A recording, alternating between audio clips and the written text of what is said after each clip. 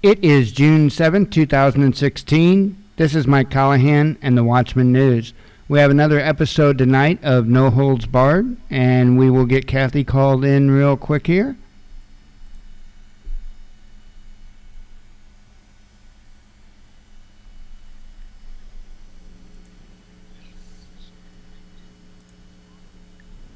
I believe I hear you. You hear me? Making sure volumes are okay. Go ahead. I was listening to your announcement and waiting for my cue. Oh, okay. We have a really, really good guest with us tonight. And yeah, I'm getting echo here. Ah.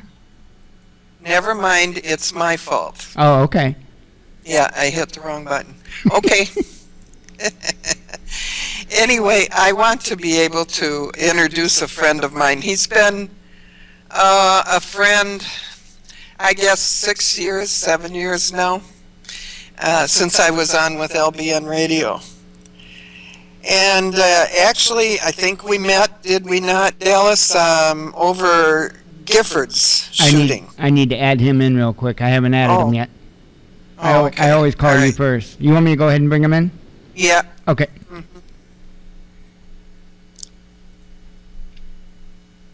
Anyway, he's been a longtime friend, and he's the guilty party that woke me up, man.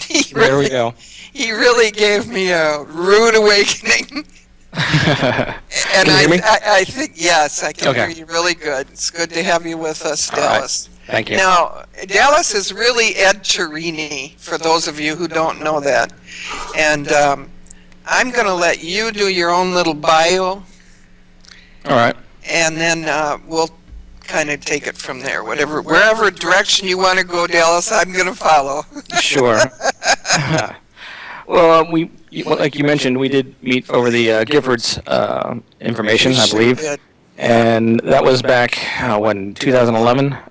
Yes. Yeah, and ever since then it's been pretty much a roller coaster ride of events that I've uncovered that have to do with the actual media that we see on TV is being run by and produced by family members that own the media stations, but everything that we see on the content of those TV stations is basically fake, and it's been put there, been produced in order to manipulate our perception of reality. And we're finding out who these individuals are per their real birth names and trying to expose them one by one.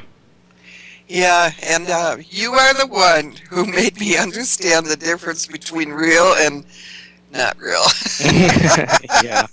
I will never forget on that show that night. I just couldn't even speak. Yeah, it causes people to have basically an internal breakdown where you start to realize that everything that you've been taught and everything that you see currently is not the way it is. And it's, back, 20, 30, 40 years ago when TV stations we only actually had 3 or 4 networks, it was extremely easy for them to manipulate what you thought was the world and the worldview. Today it's a little bit more difficult, but those same conglomerates that own those networks own all the other networks too now, so it's still up to around 98%, I believe, of all the media that we see, let it be print or on video TV, is still owned by the same 6 or 7 corporations. So they're still pushing the same ideas that they were back then, and they're more effective because it's a larger audience that they have now to work with. Yeah, and I think I know it was you that got me onto, is it Maricopa? Oh, Maricopa County, yeah. Maricopa County and all of the Pima County Sheriff's Department. Yeah, I think that was sort of by accident, kind of. I mean, yes, that was. If the Giffords event didn't catch my eye, I wouldn't have probably been doing what I'm doing now today, because that was where the center hub of a lot of these actors were based, and the reason being is Arizona is basically a second Hollywood, and the reason why that is because a lot of people like Tex Ritter created that extra Hollywood in order to get away from all the high prices of the studios that would charge out in Hollywood, and they did a lot of westerns there. So there's a lot of industry people that are in Arizona, and the other second reason why it's a big hub is because it is a hub, and the reason why I say that is that used to be the uplink for the satellite feeds for any of the news people on the ground here in the United States. They would send in the signal to, I believe it was Tucson, or I believe it was Tucson, and they would uplink to the satellite from there and beam it out to whatever city that they wanted across the country or across the world. Today, now they use fiber optic rings that they, instead of beaming it up through satellite, but that's still, there's a lot of industry people that are still there in that location. So you have a lot of news media, you have Pima County College that teaches people how to do broadcasting, and et cetera. So that's a big hub of actors too. Okay, I have a question for you. Do you want to take calls tonight, call-ins, or no? Sure, I'll take calls, but I'd warn you. Who knows who's going to call in? I'm already seeing in the chat room someone's asking about, is this night we get to talk to someone? Yes. Sure. And so the phone number, you guys, to call in at, and we won't start that right away. We'll maybe get at least the first half hour done here. I already know where we're going. So, but the phone number to call in here is 605-562-3140. And then press 1, and then they'll ask you for a code. And the code is 529582. So that's 605-562-3140. Press 1, and then the code 529582. And Dallas, before we go any further, too, this is Mike Callahan, my co-host. Mm-hmm. Nice And to meet also, he's the owner of this station. Hello, Mike. Hello. So tonight, Dallas, you have fresh blood to break in, and I'm just gonna sit back here and watch with my popcorn in hand. Sure. Okay. What would you like to take us through tonight, Ed? Oh, you can talk about anything you want. I mean, there's no questions that I won't answer, and anything that you want. If I don't know the answer to it, I'll just say I don't know. Let's dip right into some real reality of things that are going on right now. Sure. Crash of the dollar. What do you say? I don't think that is going to be possible, and the reason why I say that is you have to look at the corporations or the conglomerates that are funding the government now. And I say out of the top 10, I believe 5 or 6 of the top 10 that funded Obama's campaign are corporations that get 90 to almost 100% of their profit by online, either sales or by business through online. Now, with that being said, you have to understand that if there was something that was going to crash the dollar, these corporations, when they get their corporate charter, they are in business to make profit, and that's what they have to choose, profit over people. But when it comes to the people being the reason why they have the profit, they will not let anything happen to the people because we are their customers. So that you will see them step up to the plate and they would fight if anything were to happen. So when you see those top 5 corporations, I believe it's like PayPal or Amazon, Google, Microsoft, and I can't remember the other one. But when you see those corporations, plus they're publicly traded companies, so they would have to do a public statement. And you can also, if you're a shareholder in those corporations, you can ask them to what's your position on this or what's your position on that, and they have to give you an answer. So when you see them stepping up and getting upset and doing things that would lead you to believe that there's going to be something happening, then get worried. Now, the other thing about the dollar crash or about anything that's a major type of change, these corporations that are in control of us and our perception of reality, they're the corporations that have been around for hundreds of years, some of them even longer. And some of them from European countries that have come over here and have set up shop here, and basically they're doing the same thing that they did over in their country. Now, with that, you have to understand that change is not on the menu. Any type of change would mean that they could possibly lose control or lose whatever they have their position right now. So they're going to fight to keep everything the way it is, the way it's going to be, the way it has been, but they're going to make you, and for the ones that are in the media, remember, they get their money through us tuning in to see what's going on on their network. So the more sensationalized they can make their information, the more outrageous or the more offensive, whatever they can do to spur the person to actually tune in and click on that link or that button, gets them more advertising dollars because they can play more, of course, ads. So if you look at who's actually saying these things, like the dollar's going to crash, is it really the media companies that are pushing it, which it usually is, because they want you to be knee-jerk and reactionary to anything they say. They want you to tune in to Fox. They want you to tune in to CNN to see what's going on. Now, the alternative media, that is, of course, a branch of the mainstream media. So they're going to be saying the same thing with a little bit less restriction because they're considered alternative. So they'll be more offensive and more in your face and trying to tell you that the dollar's going to drop. Now, there's another variable to that whole situation I just said.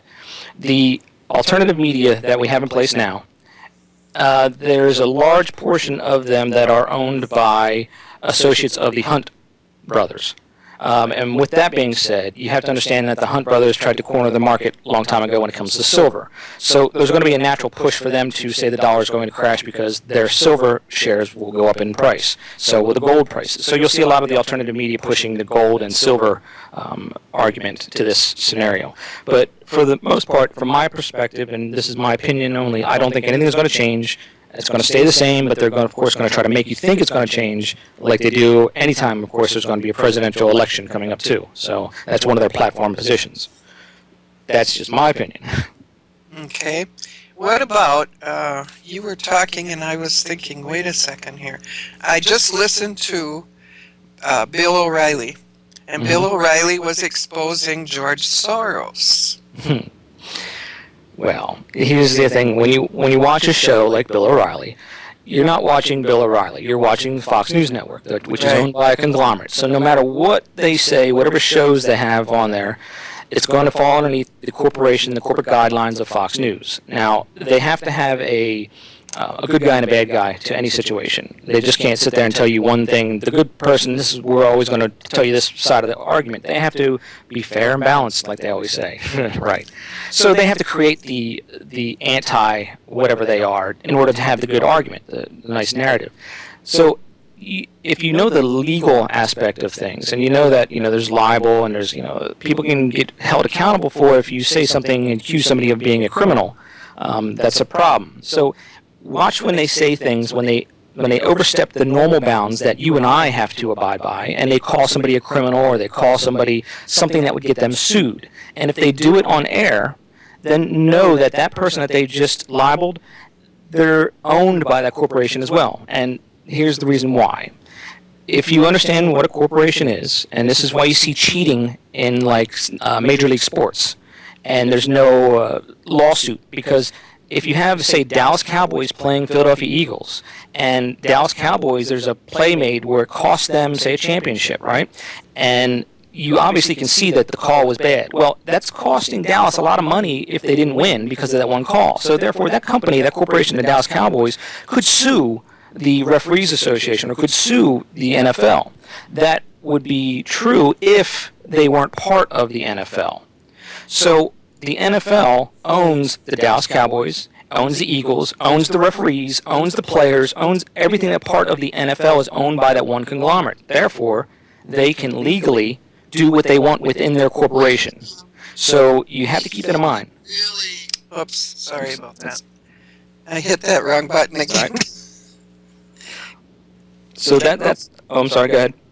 No, you go ahead. I was going to say, so that's why you can see these situations on TV that normally, if it were to happen in real life, if somebody were to say something and damage me and cost me money, I could sue them. But when you see Fox News and they're taking a position and they're calling somebody a criminal, international criminal, and we should go get them, or they're a child molester or something like that, those words, if they were said to a real person, would get them sued. Because they'd have to back it up with something, they'd have to back it up with some facts, and if they don't, they would be liable. And the legal system, the lawyers that work for the network, would never let them say anything that would get them sued. Okay, now here's another question for you. Putin, good or bad? I would say just like the rest of the the rest of the corporations that own the companies, or own the countries, I'm sorry, it's all whatever their agenda is to stay the same, to keep everybody on the same level. But, of course they like wars, because wars are very good for their economy. And the families that are in charge of these media networks, they have a lot of stake when it comes to the steel companies, oil companies, which are the raw materials that you need for war. So you always see them pushing for wars. When it comes to the conflict right now, there is one that you're going to see coming up, and it's been in the works for a while, but I sort of squashed it a little bit when I came out with John Forbes Kerry when he was pushing this war. When I mentioned the fact that his father was the one that started the the steel industry over in Europe and was one of the EU founders, people started to clue into what he was saying when he was pushing for war. They want a pipeline that they can transport oil through Turkey. Through Libya. There's a problem. I'm Libya. What am I saying? Syria. They want that pipeline because right now the way they have it set up, they have to transport oil and gas around the tip of Africa, and it's very costing. It's a long journey. If they can get a pipeline to cut straight through, they can get their oil the way they want it. So you're going to see the push for a war in that location so they can have the land to do what they want. Now, that's one of the ways that they manipulate the people into believing that we have enemies, and they do that so that they can get what they want. They can get that land, or they can get ownership of whatever, put a military base on it and call it theirs. So you have to watch for that coming up very shortly. Now, Russia's always been the bad guy when it comes from the United States' perspective, that Cuba and whatnot, but China being another one, and North Korea. So Russia is one of the largest powers there are. There's always been that love-hate, like I said, between them, and you're going to see them either being the good guy or the bad guy when it comes to this upcoming war with in the Middle East. So he's just a puppet, just like everyone else. You're not going to hear him say anything on our United States media that the United States media doesn't want you to hear. That's just the way it is. I agree. 100%. Mm-hmm. Then I'm looking at China. How's China going to fit into all this? China, we have to watch out for, and there's a big reason why.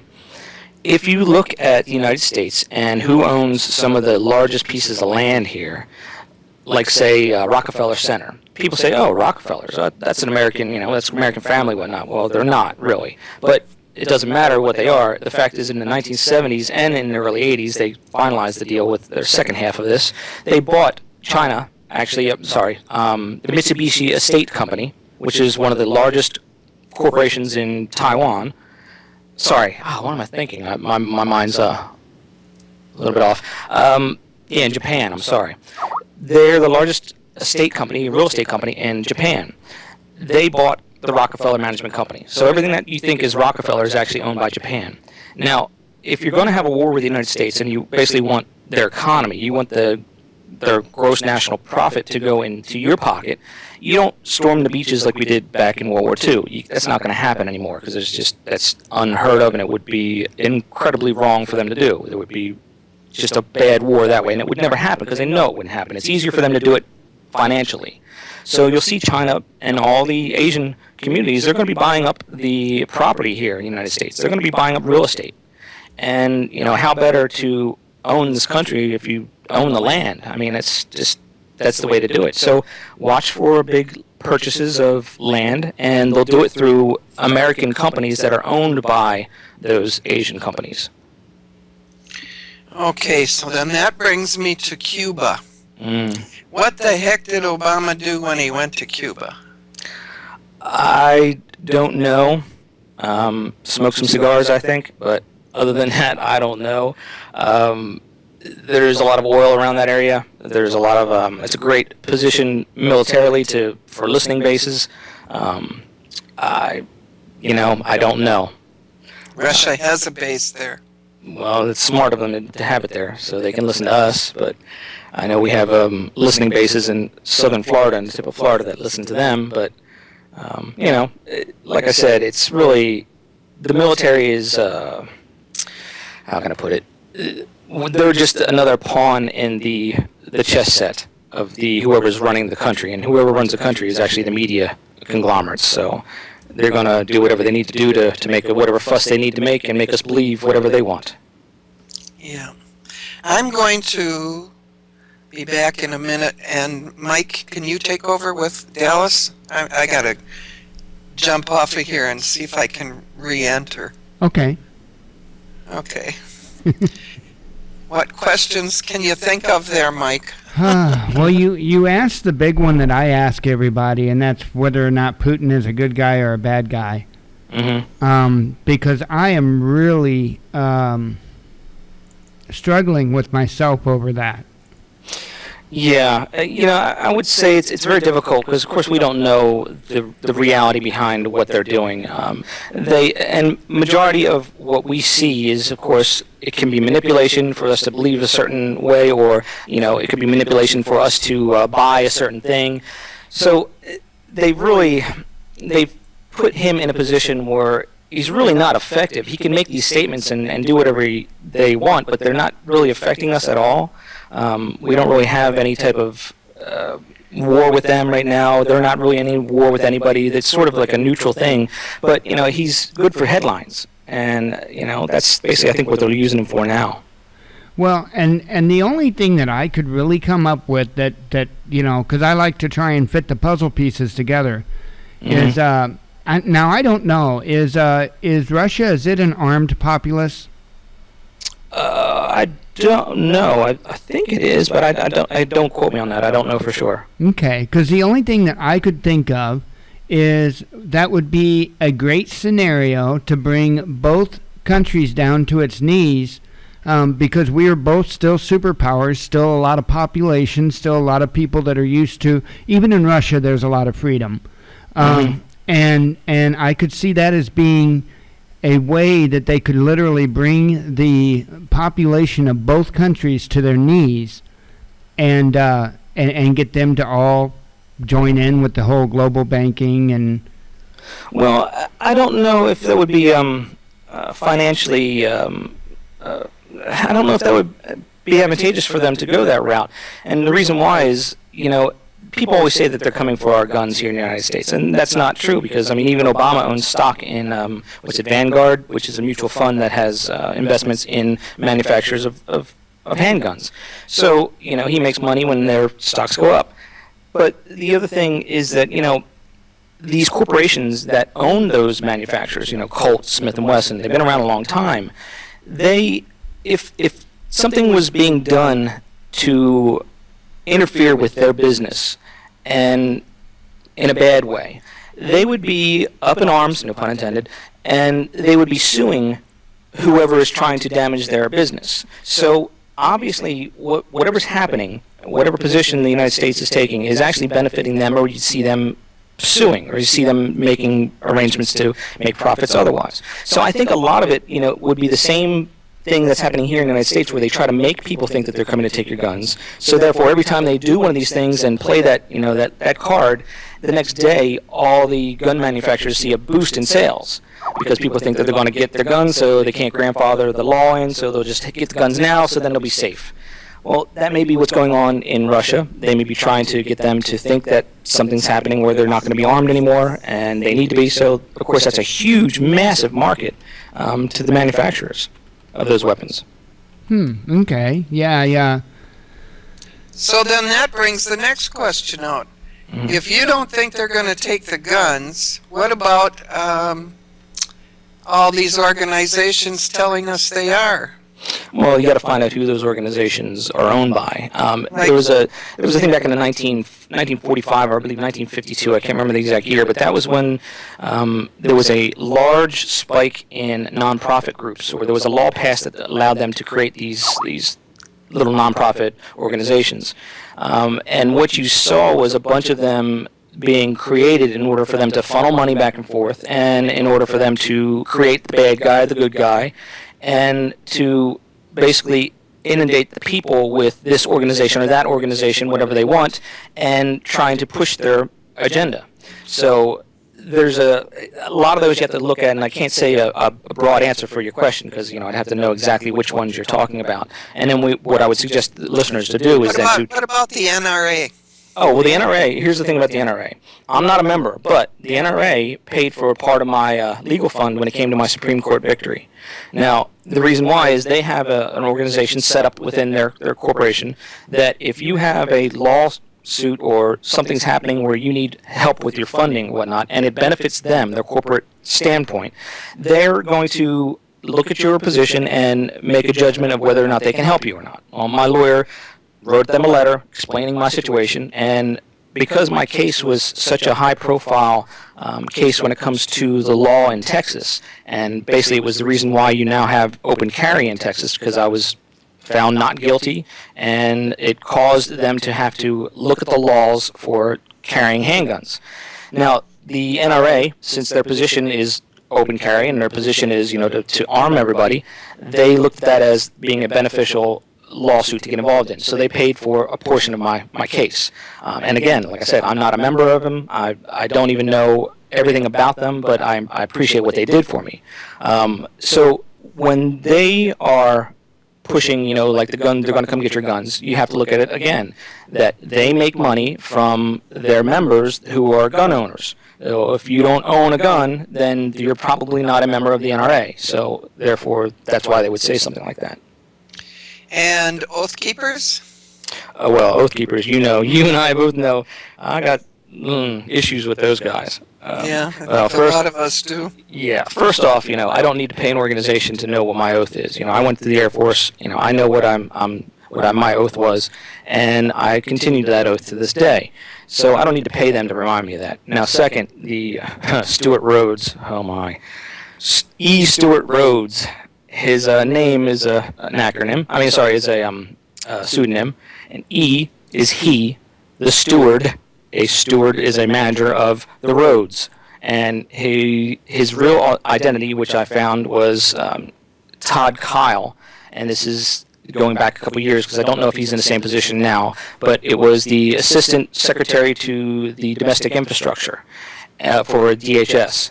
So what that means is his job in the DHS was to go to locations where they're having, riot or they're having some type of civil unrest, and his job was to evaluate the situation and then go back to DHS and give them a report, and therefore they would take that report and use it to increase or whatever they want to do with their budgets with Congress. So he's playing both sides of the fence, where he's going to these locations and basically managing the uprising as the Oath Keeper, and then going back as DHS and reporting that, yes, we need more funds to this place, we need that to this place, and they would increase their budget or go to Congress and argue whatever they need their position to be. So, it's not against the law what he's doing, but I called him out and called him on it, and that's when he got upset and started threatening me and whatnot, so, yeah. And what's his real name? Well, I don't know if it's his real name, but it's a name that he uses because nobody knows what anybody's real name is except unless you're their mother. So his name is Todd Kyle, and he's the assistant secretary to the domestic infrastructure for the United States at DHS. Wow. Uh-huh. And you can look at his video of him talking when he was that position at the DHS, and that's E. Stuart Rhodes. Oh, God. Mm-hmm. Well, I shouldn't be surprised at anything.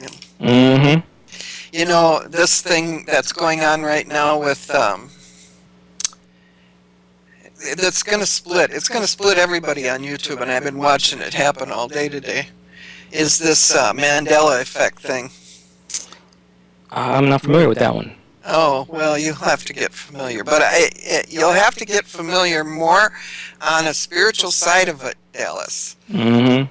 Because it is meant to divide and conquer all the Christians now. Well, pretty much anything that when there's a large group of people of like mind, it becomes a threat to whatever the establishment is. So Yeah. a lot of times you'll see these events, and well, for example, and I'll use, I like to use examples that are in reality so people can relate to it. When 9/11 happened, and you saw the Pentagon footage that they finally released, Now, understand that that Pentagon building is the most photographed, most secure building in the United States. There's cameras all over that building, inside and out. For them to show us 5 or 6 little frames, grainy frames of some blurred image, that was done for a reason. Now, people go, well, what reason would it be? Well, it's to divide and conquer the people, because you're going to have some people that are going to say it's one thing and some people that's going to say it's another thing, and nobody's going to understand that that argument is moot, because the fact is we should be arguing that we want to see all the footage before we even discuss what it is on that footage. So the fact that they can do that and they can manipulate people to divide them and conquer them so easily is basically the name of the game to them. So I would say, without even knowing anything about the Mandela effect that you just said, I would say that's probably what they're trying to do. Yeah, it is. And I think it's also a first step to them coming in, not the government coming to us and taking the Bibles. We're actually going to give them to the government and be glad to do it, because we're not going to believe the word anymore by the time they get through with this thing. Well, you have to remember that we have a constitution here, and we have our rights, and one of those rights is free speech. So if they want to try to take your Bible or take your book, whatever it is, they can't take your book. It's it's your right. It's freedom of speech, and that would basically be harming the publishers of those books that they want to take. So there would be a Supreme Court. Have to be a Supreme Court hearing on the entire thing, and of course it's going to err on the side of the people, and the people are going to win, because you can't usurp that constitutional laws, those rights. You just can't do it. I know that there is a big, huge protest nationwide being planned for July, I believe it is, for freedom of speech. So it'll be interesting. I'm a big fan of our rights, and that's the thing is people don't realize that you see a lot of alternative outlets saying that they're taking our rights away from us, they've taken rights away from us, they've done this, they've done that, and I ask those people, explain to me one right that they have taken away from us, and they can't, because they can't. Those rights are inalienable. That means between you and your God, whatever it is, those rights are inalienable. They cannot take them from you unless you give them to them. So if they trick you into something and you give up your rights, like, for example, if you get pulled over by a police officer and they ask you to step out of your vehicle, and you step out and you leave your door open, you've given your right right there for that search and seizure. You've now allowed yourself to be searched. You've allowed your car to be searched because you didn't close that door behind you when you stepped out. So that's giving your rights away to law enforcement without you even knowing what you're doing. So they can do tricks like that. And it's law for them to do. It's lawful for them to do. But you have to watch when the media is showing us things. They're showing us whatever they want us to know, whatever they want us to think, and a lot of the times what they're showing you cannot happen in reality, because there would be lawsuits. It just wouldn't happen.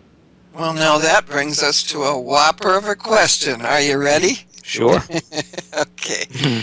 All the fellows, all the patriots who are now sitting in jail illegally, and that is a violation of many rights. Well, you have to tell me who, though. We can't speak in general terms. We have to say, exactly who is, so then we can go look and find out if they're a real person or if they're just a creation of the media just to get you to think that way.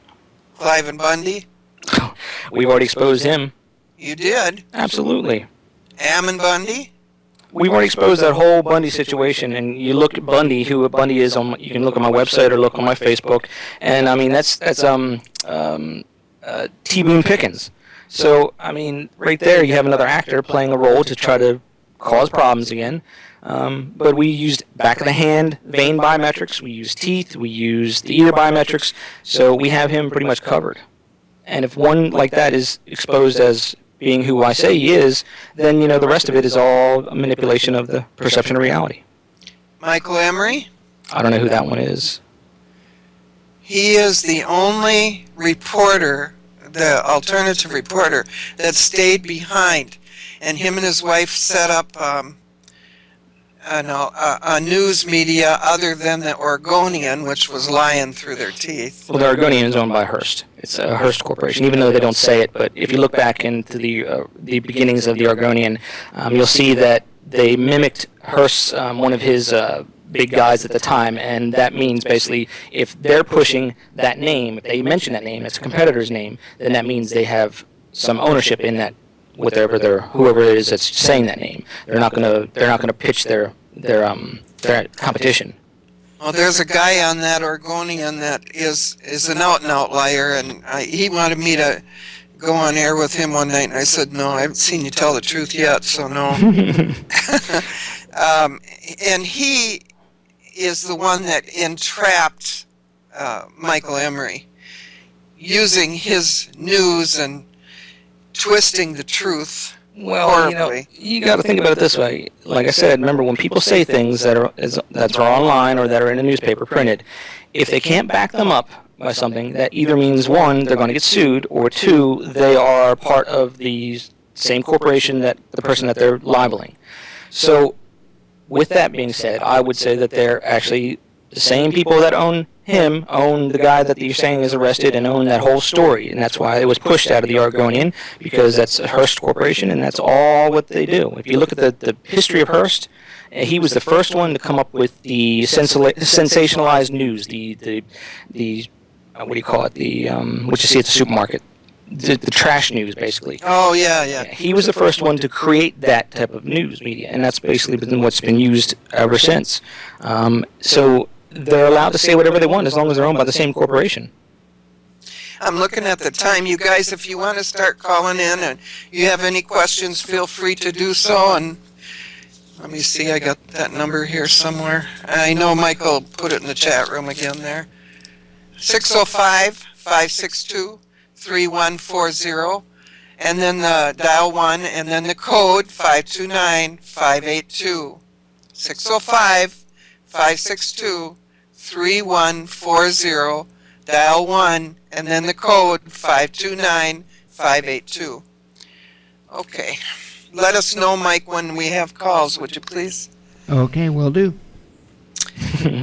So this is kind of touching home quite a bit, Sure. Dallas, because I'm getting ready to do a big thing in the background that I'm hoping is going to unite a lot of the leaders that are here in the media, in the alternative media. Mm-hmm. And this thing with Bundy could divide. Mm-hmm. It will divide.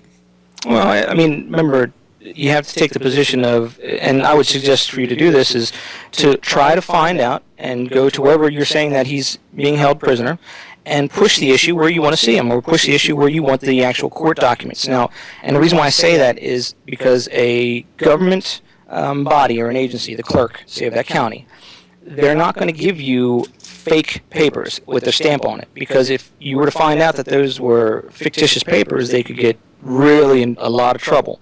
So when you dig down far enough through the lie, you get to a point where if they do something, if they say something, and I mean they as in the people that are saying these, that they're being held as a prisoner or whatnot, when they say a certain answer, then they can be taken to court and held accountable, and they're not going to risk that. So you'll get to a point where you'll find the answer that you're looking for. But you won't find the answer through word of mouth or through newspapers or online, whatever, because they can say what they want. It's, again, freedom of speech. So, they can say what they want, but when it comes down to libeling somebody, they better make sure that they back it up with something. And if they're saying he's a criminal, then they better back it up. Yeah, well, you remember when 2014 on the Bundy Ranch, when all those people went out there and they were fighting against BLM. That's really what he's doing in jail right now in Nevada. They brought him in on that charge. They've drummed up so many charges a person can't keep track of all of them anymore. And they just will not let that man go. Well, I'm going to have to disagree with you on that one, but, that's, people they believe what they want, but when, you see the fact that T. Boone Pickens is Bundy, that should tell you that the whole story is fictitious, and they're just trying to separate, they're trying to use it to separate and divide people, Well, I wondered about that a few times. Yeah. What was going on with this? You have to like look at things when they show you in the media. Put yourself into that person's shoes. And say, okay, let's just say that you were one of those people that the government accused of being a terrorist, a domestic terrorist. Now, understand that if that was you in that position and they've just accused you of a crime, that's a criminal act, being called a terrorist. That's damaging your reputation, and you can sue them. It's very simple to sue them on civilly. And you'll be found innocent or guilty, whatever the verdict may be. But what I'm saying is you have a position that you can stand to fight those things, and they know that. So they're going to be very, very careful with what they say. And if they accuse somebody of a crime before an investigation or before there's a court hearing, that tells you that it's a fake situation. Because there's nobody on this planet, per lawyer or per anybody when it comes to the legal world, is ever going to make a statement that could cause their upcoming court case to be, disqualified. It's just not going to happen. You'll never hear you see on the news, you see a person that said that the police beat them up, and you'll see their lawyer sitting alongside of them. And this is before a trial or before anything like that. You have to know if you use logic to look at that situation, that it's not real. Because there's no lawyer on this planet that would let their client talk to the media before a court case decision. It's just not going to happen. Because there's no benefit in it whatsoever by letting the media know your business. So it's not going to happen. And if the media ever comes to your lawyer, and this is what happened with me, my lawyer said, number one, first thing out of his mouth when I retained him was, if the media calls you or they come to your door knocking or anything, because it was going to be a high-profile case, he said, your words exactly are, talk to my lawyer. That's all you say. You don't nod your head. You don't say anything that could be, misinterpreted as, affirming something. You say, talk to my lawyer. And that's it. You walk away. So that's just common sense when you see somebody before trial making statements, or you see the government making comments on somebody they're saying is in jail before a trial or before anything. No, it's not real. It's legally, it can't be. Okay. With Michael Emery, Michael is a very close friend of mine. Mm-hmm. They tricked him, the police did. They called him and told him that they were the office of the campgrounds where he was staying, mm-hmm. and that the office manager wanted him to come to the office right away. This is mm-hmm. 6 o'clock in the morning. Mm-hmm. He goes to the office, they break in his house, and they take everything that he's got in there. And they make his wife sit outside in her robe for 3 hours freezing. Now he's been in jail. He has been denied the lawyers that he wants. And I'm working with the American Policy Center right now because they want stories of every case, of every arrest. Mm-hmm. And to find out where do they start and how do they intervene in this thing. Mm-hmm. And so I'm now trying to get all these stories from these people. But Michael's story I know because I was a part of it when it was taking place. You were a part of it how? On the phone. Okay, now, who were you talking to? His wife. I was calling over there. So here's the possibility, and this is something that, if you're looking at this from whatever angle, because you don't know anything until you see it with your own eyes, you're talking to somebody on the phone, and you're talking to somebody that's part of the situation over there. Now, they can be lying to you. They can be doing whatever they need to do to lie. And, you have to understand that is a possibility in your scenario. Okay, I guess we have a caller. Yes, we do. You ready? So, yep, we're ready. All right. I'll talk to you later about this, Dallas. Sure. All righty. 503, you are live. Go ahead. Hi, this is Alec. First off, hey, I'd like to say thank you for being at tonight's program, and Air Force all the way. Gotcha. And police, they will always lie. They are looking for information to make a Yes, case. they're allowed to lie, yes. They always lie, almost Mm-hmm. always, 90%. Correct. Anyway, mainly I called to say hey, and thank you for doing what you do. Oh, you're welcome. And to basically talk about what you just said, you have to understand that the police are a corporation. And what did I say about corporations? They're in it for profit above people. Their objective is to make their cases. Look at the laws they make Yes. every year to give them more money. That's right. And their objective is to get convictions, is to arrest people, put them in jail, and then, of course, the DAs to get convictions. So they're going to do everything they can up to that legal fine line, and that includes lie, that includes trick people, that includes whatever they can to get you to believe in a lie in your open mouth. Mm-hmm. But also, they are bought by the people in power or the people with money. Well, they would protect them more than... Well, this is my question, Dallas, is what would the lawyers, what would the judges, what do all these people get out of this? Is there some kind of fund they get? Well, let's use my case for example, because I know it's real, and you can pull up the paperwork and you can see the laws changed because of it. And I've been very open about the process, except I couldn't talk about it before the case, before the trial and all that. But then after I made my comments, and I still answer whatever questions are there.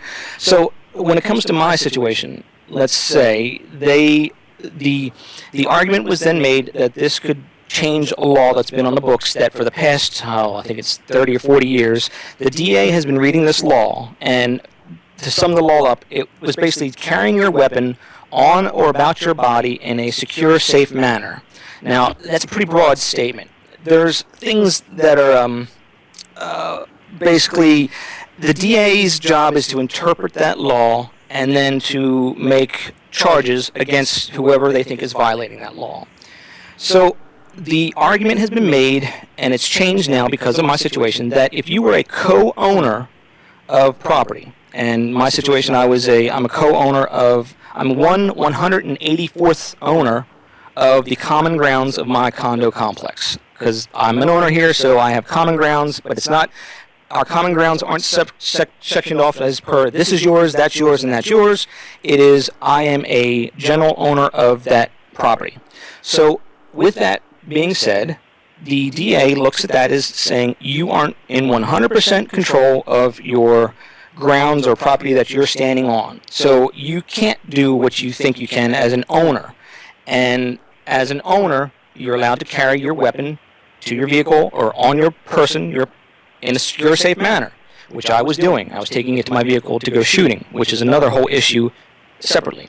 So as an owner of the property, the argument's made that I'm not an owner because I'm a co-owner.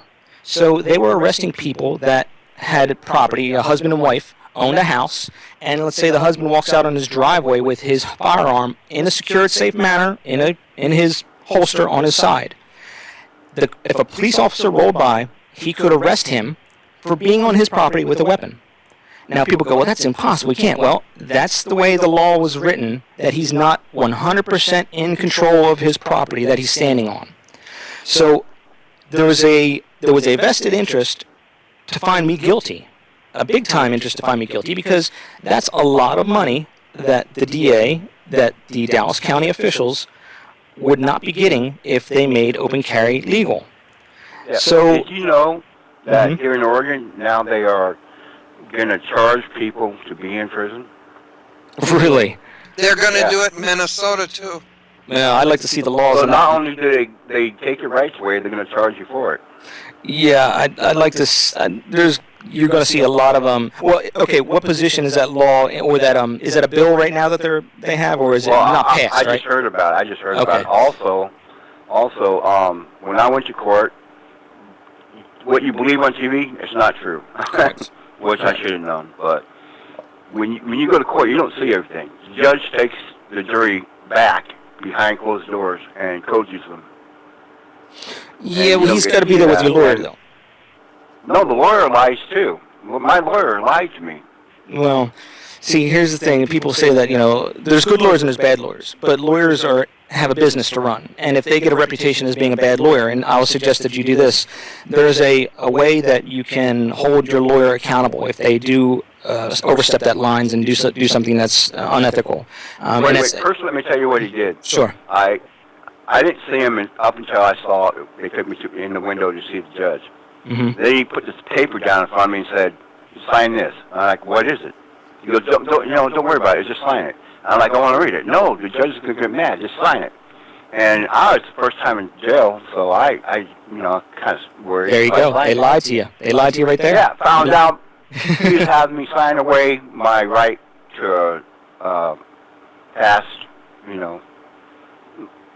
so I could stay in jail longer. Mm-hmm. Well, that's the thing. You even said that they lie. So, I mean, then they can lie, and if you sign the paperwork that allowed it to happen, then the only person he put me in a situation where I didn't have much time to think. Well, see, that's the thing. They put you in a situation. You have to watch that term, because you're in a situation where you have rights. And even though you're in prison, or you're a property of the custody of the state or the city, you do still have rights to due process. And you have to, and I'm not a lawyer, so let me preface that by saying that whatever I'm saying is from my perspective only. So don't think that Ed said this because he's a lawyer or has some whatever. This is the experiences that I've had in my life when it comes to this, and my latest court case. That you do have your rights, and you have to maintain them. Even if they tell you, hey, if you don't sign this in 2 minutes, you're going to go whatever. Say, well, I'm sorry, I have to read that document, I'm not going to sign it. And they can get as mad as they want and pretend to be mad as they want, but they can only do what they can do legally to you, even though they may tell you they I was under the impression that lawyers worked for you. Well, they do, and here's the reason why I'm going to say that. Because, like I said, if a lawyer gets a bad reputation, then he's not going to get any more business. But even better than that, you're right as a citizen here. When you retain a lawyer, and this is what I've had to do this with one lawyer, and I got him suspended for 2 years.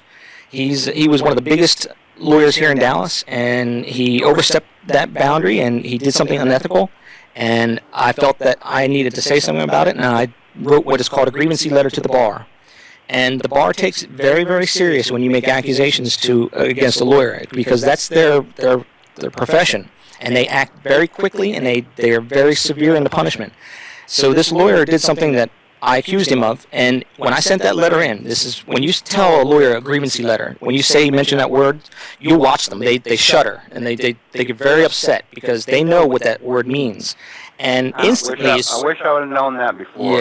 Yeah. Well, see, it's out there. The 3 lawyers I met, all you can still liars. use it. There's no statute of limitations on it. You can still hold them accountable for what they did to you. Now, you don't get any money, you don't get any, anything out of it. Yeah. But you will. will. You think even my complaint about him doing what he did would? Absolutely, it's absolutely within standards of their ethics, code of ethics. If he broke that, it doesn't matter how long it's been. So they will. No, but what he did, do you think that would get him in trouble? What did he do exactly? He lied to me about a piece of paper. Just told me to sign it. Nothing wrong. He was the one that. He was the one that lied. It turned out to be that he signed away my rights. Oh, he was the one that lied to you then. I'm sorry. You can have his job. Yeah. Well, if he lied to you, and see, I'm not, of course, privy to the conversation that you had with him. But what I would suggest for you to do is I would suggest that you write it all out. And the way you file a grievancy letter, it's very simple. You go to the bar association and you find whatever bar association in your area, which is whatever city you're in, and the form is on there. You may have to hunt for a little bit, but just type in grievancy letter for whatever city, and you'll see the form. It's a 2-page form. First page is just your information, who you are and what you're saying, where you live. And the second page is an open paragraph, and it says, explain to us what happened. And you write it on there, and you tell them exactly what happened from your perspective. And once you file that with the bar, you just send it to the bar. They will notify you that they received it. They send that letter to the lawyer that you're accusing, and they give him a certain amount of days to respond. And what that lawyer will do is they will hire a lawyer to represent themselves, because there's no way they will self-represent themselves. They don't do that, because fool for a client, that whole term. Yeah, so and they stick together. Yeah, well, they stick together. That's fine, but they only stick together to a certain point. Yeah, but they're people. They run a business, and if they get a reputation, they're not going to get any business anymore. So they have to be very careful with what they do. So that lawyer will hire another lawyer to represent him. They'll answer back to the bar, and that bar will send that letter to you. You have that opportunity to address their complaint or their readdress of your letter and send it to the bar. And at that point, that's it. So you have to keep on checking their records or their bar stats to see if there's been any judgments made against them, because it's between them and the bar and not you. You're making the accusation. But here's the thing that really gets them really upset about the grievance paper. If as soon as you file that, right or wrong, they immediately lose their insurance, so they can't practice law. And it's a debilitating attack that people have at their resource, but you just don't know about it. And once there is a decision made, and in my case, that lawyer who was a very powerful one in Dallas, he was actually going to run for mayor. He had to drop out of the race, and he was forced to basically retire. For 2 years, he was done, and he just retired out of that. So he basically ended his career. And there can't be any retaliation, because that's a federal offense if it's depending upon the size of the case, but it's also a regular criminal offense if they try to do it in your area. So they're going to basically that's the best way to address a unethical lawyer. So, or at least I know there's some justice in the world. Yes, and unfortunately you don't get any monetary, you don't get any settlement out of what he did. I'm not looking for that. I just want this guy to get know what he's, some justice to him to make him stop what he's doing. Yeah, so you can imagine, like, if he was a bad lawyer. Every time he came to court, he's flipping through his papers, like trying to remember who I was, what was going on. See, I would say download the Code of Ethics for a lawyer if anybody wants to familiarize yourself with what a lawyer has to do. And he wasn't a court appointed lawyer, was he? Yeah. Okay, there you go. See, right there. Now, he's with the system, That's the problem. Okay, yeah. See, he's not a regular lawyer that's in practice for himself, because if they get a reputation, they lose business. But if he's court appointed, that means he's a lawyer that's paid to basically be whatever to the corporation. So do you think he's going to step out of line and do anything to prove his boss wrong, the DA wrong? No, absolutely not. So by law, what they have to do is they're just your representation. And if you look at the fine lines about what a court-appointed lawyer does, it says they represent you. Now, people think, represent, okay, that means it's my lawyer. No, that means that he stands up and says, yes, Your Honor, he is here. Meaning justice system, meaning the judge, the police. All he does is representation to say, Your Honor, yes, the client is here. That's all he has to do. He doesn't have to do anything outside of that. He doesn't have to find you innocent. He doesn't have to do any footwork for you. Nothing. And that's. See, most people don't know that. That's right. They don't know. They think that, like on TV, they're supposed to be working for you. No, they don't. They work for the justice. That's right. And they're not going to try to mess up their job, their boss, and prove them wrong. That's not what they do. They're just going to basically do whatever they're told and to get you to accept the case the way it is and be found guilty. And that's that opened my eyes when that happened to me. Yeah, that is a big one. That's what people they believe what they see on TV, and they think, like you said, the court-appointed lawyer is there to represent them and do some justice for them, but it's not. Yeah, that's a lie. Yeah. Yep. All right, thanks a lot. Oh, no problem. And thank you for serving America. Thank you. Kathy, hey. See you guys later. All right. Thanks for calling. Bye. No problem. Yeah, that's an interesting situation with him. It's people don't understand the law, and they don't understand their ability to actually fight back when it comes to a bad lawyer. And funny story, when I hired the lawyer that represented me for my Supreme Court case, the first thing he did when I went in his office, and this was pretty funny, I sat down, and he looked at me and goes, "So, I heard what you did to this lawyer." And I said, "Yep." And he goes, "All right, well, I want to let you know," and he basically laid it on the line. He said, "I'm going to tell you everything that I'm going to do, when I'm going to do it." And I tell you what, he's the best lawyer that I've ever had. And he argued a Supreme Court case, win for me. And basically because of it, I think he's going to be a partner in the firm. But I told him throughout the whole situation, I said, "Man, you're a rock star. I mean, you're totally just," he was making the judge call recess to go look things up, and he's just on the ball, knew what he was doing, and just was excellent. So if anybody wants to say that lawyers are, working for the court, honestly, I mean, yeah, they are a clerk of the court, but their position as a business owner is more important to them than anything else. So they're going to represent their client to the best of their ability to get them, to represent the law and And that's what they do. If they don't do it well, they get a reputation and they don't get clients. And all those years of education that they paid for out of their own pocket are useless. So lawyers there's good ones and there's bad ones. But when you find a good one, man, I'm telling you, keep them. Keep them real close because they come in handy. Still there? Hello. I'm sorry, I was on mute. It happens. Yeah. You're right. You got to hang on to them because there's few and far between that are any good. Very few. You know, people. I'm sorry. Go ahead. Most of them are with some kind of political ambition in their county or in their state or.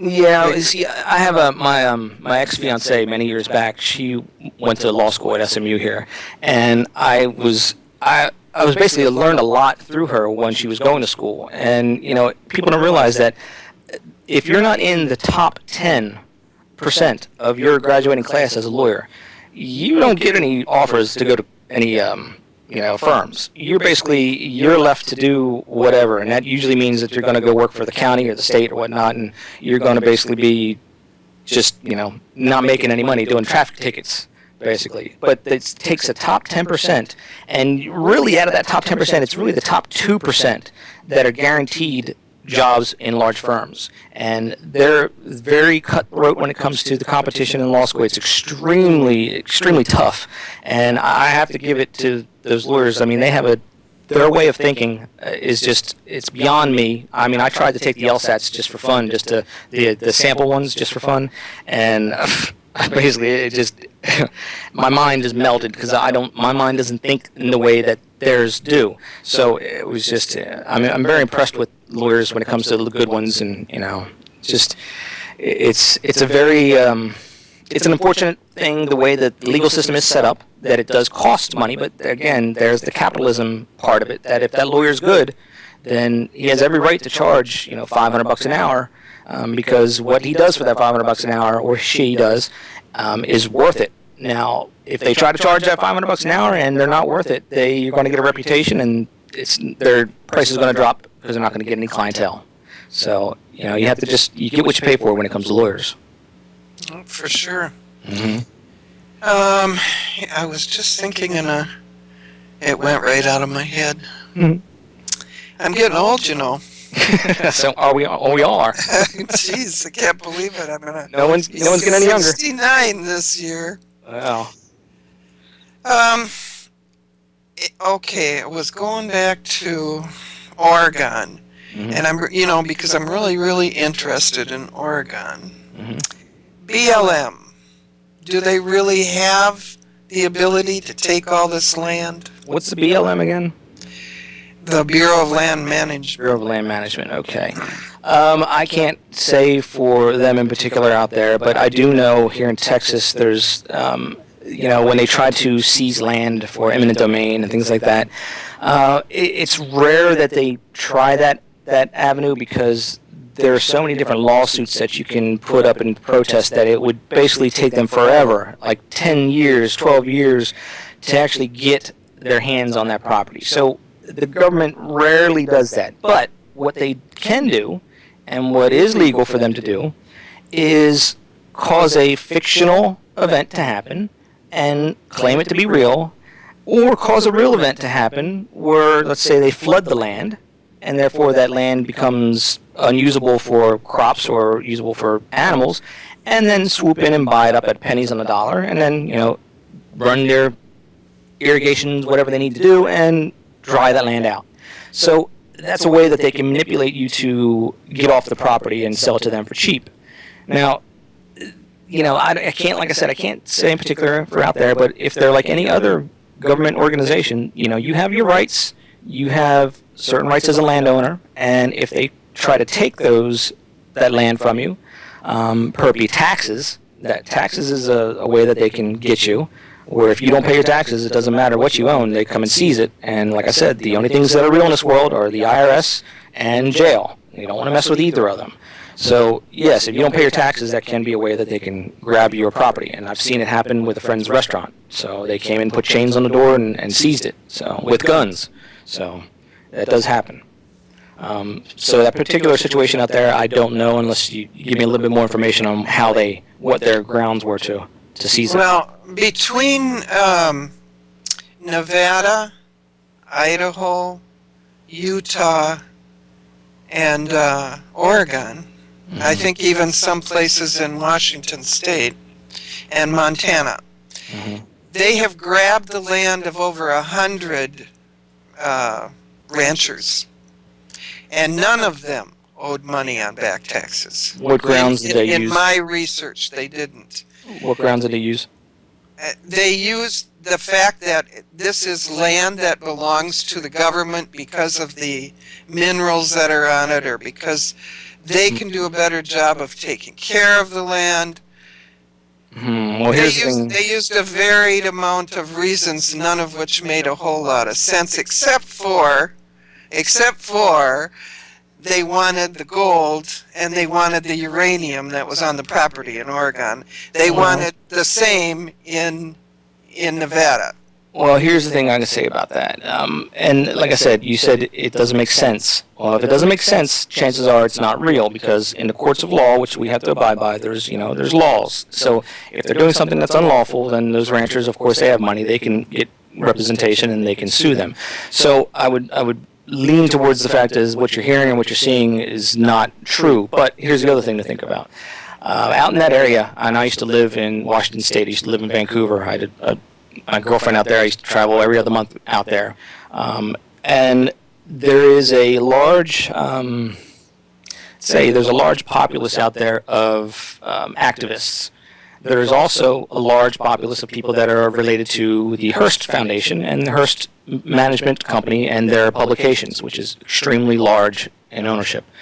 So a lot of those stories that you see out there with Ted Turner and all those people, they're of course involved in all that.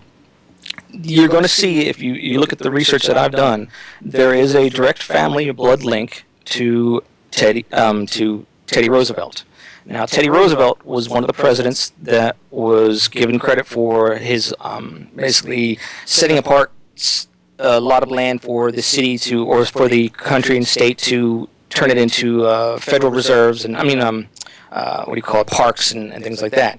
There's a lot of land out there that he had basically they'd taken as United States property or as federal property and turned it into the Wildlife Management Association and whatnot. So a lot of those pieces of property, I would, and this is just my gut feeling, I wouldn't know for sure until I did some digging into it, I would say a lot of that property probably has some type of ties to that, the ownership of the state and basically the government of Roosevelt's and all that time. So if that is the case, and I'm not saying it is, I'm just saying it could be, then a lot of the things that you see happening with that land, that don't make sense, are things that are drummed up in order to make those national stories for that publication, Hearst, for them to run with and for them to own.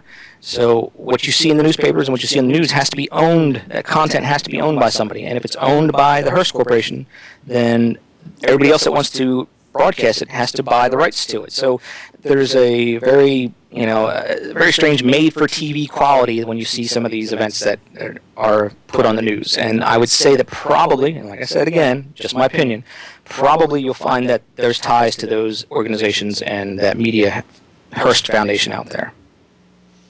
Okay. It would be good to have you in on a conference call with us Friday. Sure. Who are you calling? We will be having a conference call with American Policy Center, and we are trying to set this whole thing up, which all involves Oregon. Mm-hmm. Which I'm told I'm pronouncing it wrong, but I'm Minnesotan, so Yeah. Anyway, to have your point of view, sure, would probably be good. Send me over the information, and I'll look them up. I'll do some digging on them and see what I can find out. Okay. All right. That sounds good. Well, wait a minute now. Information on who? On everybody involved. Oh, in Oregon, you mean? Yeah. Yeah, okay. Yeah, that's what I'm trying to put together now, and it's Probably take me the rest of this week, but I'll get it. Yeah, if you can get it to me, that'd be great, because right now my website was hacked, and we're dealing with that right now. So That's what we were reading. I was reading that earlier tonight in here. yeah, it's been a pain, but I have hired a couple of developers now that they're good at what they do. So, and hopefully that they can get everything straightened and figure out what's going on and lock it down. I'm being told that you pronounce Oregon Oregon? I would say Oregon. Yeah, Oregon. Okay. Yeah. I'm from Philly, so that's my take on it. There you go. You got two of us pronouncing it. Yeah, I mean, I've been in Texas for 20-some years, but I'm from Philadelphia, so if you hear that accent, that's why.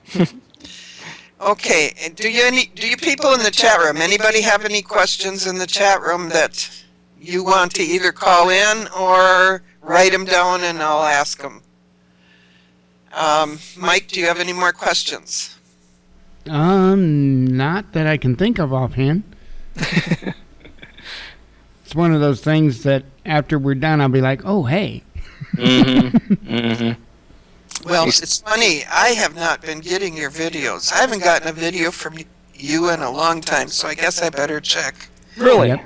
And see what they've done. Yeah. So I had no idea that you had these videos on anybody in Oregon. Oh, man, yeah, well, okay, I guess I should basically then do a little pitch for it. If you go to YouTube, and my channel is Dallas Goldbug, that's where majority of my videos are. Up until, about 2 years ago, I had a mirror site that somebody had let me use to mirror my videos because they'd taken my site down. They had shut me down on YouTube several times, but I had to fight to get it back. But while I was down for all that time, I would push them out to that site. And so that has a few videos that I haven't moved over to my old new site, per se. So you might want to check out that one too. And that's Ryan, Dawson's site. You'll see it on my YouTube channel. You'll see the link to it. But that's the best way to find the videos that I've done. But then remember, the videos are only a small portion, a small window into the work that I've done, and that has to be because it's such a large, massive monument of volume of information that I can only pick and choose certain things to put in those videos, or they'd just be too long. So if you go to WellAware1, and that's with the number 1.com, that's where you find most of the meat of the information. And in your website, you say is hacked. Yeah, it was. It got knocked down, so they messed with some of the code, and they've basically made it impossible for certain things to work on there. But don't worry, people that are members and whatnot, that their financial information, I don't keep any financial information. Their subscriptions are done through PayPal, so that's outside of it, because I know some people were worried about that. So we don't store any personal information on the website, so they're safe. But yeah, it's been knocked out for now about a week. So somebody here is asking me, who is Paul McCartney? Paul McCartney's Paul McCartney. Oh, You know, he is, okay. he's whoever they say he is. But you know, I've looked into the Paul thing, and they're a very unique situation in the fact that they did movies and they did a lot of things when it comes to video. Now you have to remember, as being people of their caliber, of that level, they don't sit around on the set all the time, so they're going to have stand-ins for them. A lot of the things that I found that the record labels were using as, you know, this is not Paul, this is faux Paul, whatnot. A lot of those situations, that was a stand-in that was being used.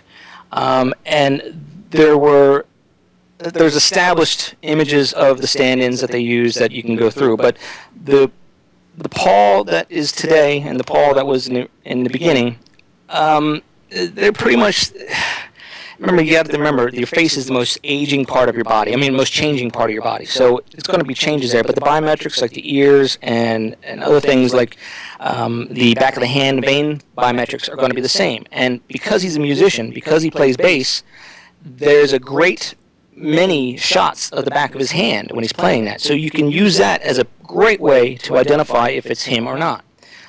They have a very hard time being able to change all those millions of photographs of them throughout the years. So when looking at that as the evidence, and you know that the back of the hand and the veins do not change, the bifurcation points don't just all of a sudden sprout out and you have new vein pattern in the back of your hand. That's the way it is. The only thing that changes with that respect is when you get older they will shrink in size, but like I said, there's no new bifurcation points. So it's a great way to identify somebody over a long period of time. And with that said, Paul is the Paul that was in the beginning, and he's still the same Paul. And you have to remember that industry works on, of course, advertising and marketing, and it's a great way for them to sell more albums.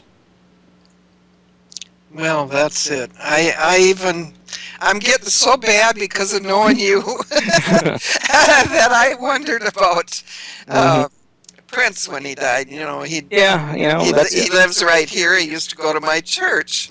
So I actually wonder, is he really dead? Because he's made more money dead than he did alive. Absolutely. The legend making is a very prosperous business, especially in that industry. And here's what I would say about that. Back in, I'd say, around the 30s or the 40s, when radio was starting to become very big, and you get DJs and things like that, disc jockeys that were becoming like the celebrities of the time. If a certain disc jockey were to play your music on the big radio stations, you were in. That was it. You were famous at that point. So they became a very pivotal point of the radio industry. So now, as the owner of a station, and you have a hired disc jockey that is now perceived as a very pivotal point and can make or break a band or a label, you have to understand that that's a valuable person to have. So in order for them to own that disc jockey, they force them to take on pseudonym names. And what I mean by that is, if I were to get hired by a radio station and I'm Ed, and I'm going out there and I'm Ed the radio host, and here we go, and I get very big and famous. If Ed wasn't owned by the station, and meaning the name, because I'm a person, they can't own me, but they can own my name if they gave me that name. So if I were to say, you know what, screw the station, I'm out of here, I quit. If they own that name, I can't take it with me to the next station and say, hey, I'm Ed over here now, all my customers, all my clients come over here and listen to me on this station, on this network. You can't do that.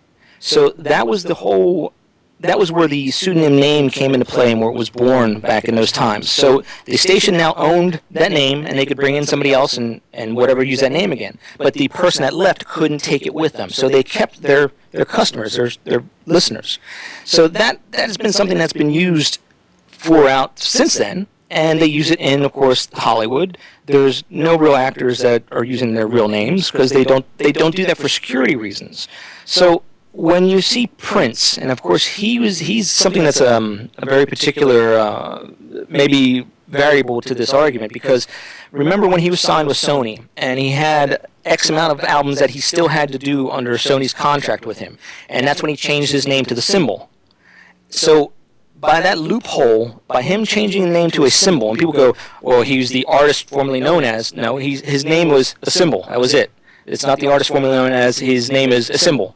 That legally got him out of those extra, I think it was 2 or 3 albums that he still owed Sony, because he was mad at them and didn't want to give them any more of his money, and he felt that his label was his records weren't being managed correctly. So for whatever reason, you're still under contract, you got to get out of it somehow, and that's why he changed the name, and he got out of it. So when he changes his name and now he's referred to as Prince again, that name to me tells me that that's Sony. He's owned by Sony. So when you see Sony using the name that they own in the publication saying that he's dead, that means he's probably still alive, and Sony is using that because they're making money from it. They're making a legend with his name, and they're collecting the profits from it that they own. Because when the artist that is actually the person, the living and breathing person that takes that name, when they actually die, the obituaries say their name. So what if his real name is John Smith? Well, there's John Smith in the obituaries, and he died, whatever. You'd never know that was Prince. You'd never know any tie between it. And that was something I try to explain to people, that, you hear all about the musicians that died when they were, 27 or a certain age, I forget, Jim Morrison, all those people. That's a bunch of crap. That's something that the owners of that label, when they gave them their name, they own it, they made a legend out of them. Elvis, same thing. And they can't use the name ever again, but they're going living, but they can't use the name, and nobody knows who they are. So, it's a business, it's a profitable, extremely profitable business, and the labels are going to do it as long as it's not illegal. And nobody stops them. That's right. Well, and you can't stop them because, again, here we talk about the freedom of speech. This country is so free that these corporations that are people, and that's another thing that bothers me. As a corporation, you are considered a person, so that person has rights, even though that person doesn't have a conscience that we do. So they are free to do things that they want to do, and making money is their number one priority. So they're going to push the law straight to the limit, and they'll do whatever they are legally allowed to do. And unfortunately, there's ethics that I would think, that I would hope that people would follow, but that's not going to happen because that's not the law. You know, being expected to do the right thing is not legally what you have to do. So until those laws are changed, then you're going to see the lies, you're going to see this manipulation, and you know, you can't call them criminals because they're not. They're just business. Business is doing what they do. Well, I personally think until the people stand up and show them where the law really is, Yeah. I agree. Nothing's completely. ever going to get done. I agree completely. Yeah. And But so you're never going to see that happen on the news. You're never going to see if all of us did get together and all of us in massive numbers were to go and sit on the White House lawns and shut the city down. They're not going to arrest y'all. They can't. They have not enough rooms of jail. So if everybody did get together, and this is why I said the divide and conquer aspect of the government's perception of what we are is very important to them. So if they see a particular group getting too large, getting too powerful, they will send in their agents to divide and conquer. Same thing that what they did with the civil rights movement. You have Martin Luther King Jr., you have Malcolm X, you have Farrakhan. They were sent in to do their dividing and conquering, and that's what they did.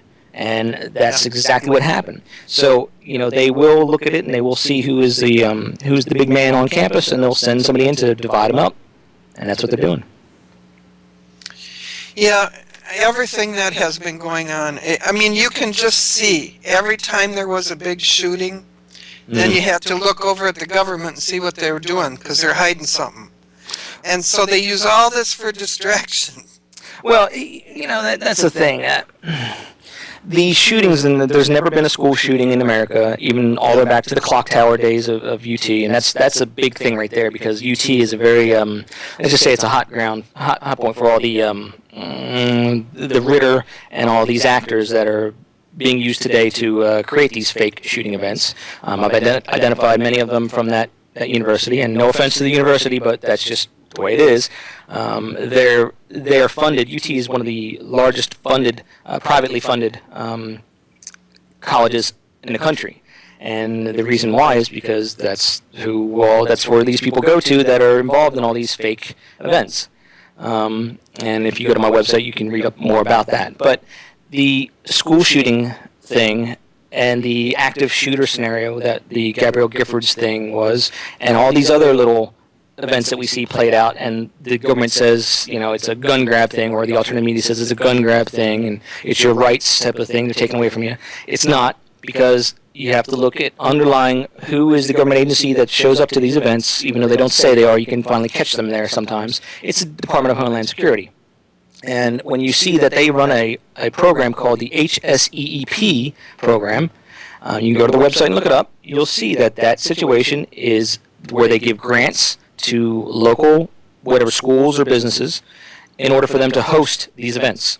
And at every single one of these events that you've ever seen on the news, school shooting, mall shooting, all of them, you will always see, after the event, after the smoke gets away and everything clears up, you will see that they remodel that location, or they use those funds, and all of a sudden they're doing something that costs millions and millions of dollars that they didn't have the funds to do before, but now all of a sudden they're remodeling the mall, remodeling whatever area that they've had this event at.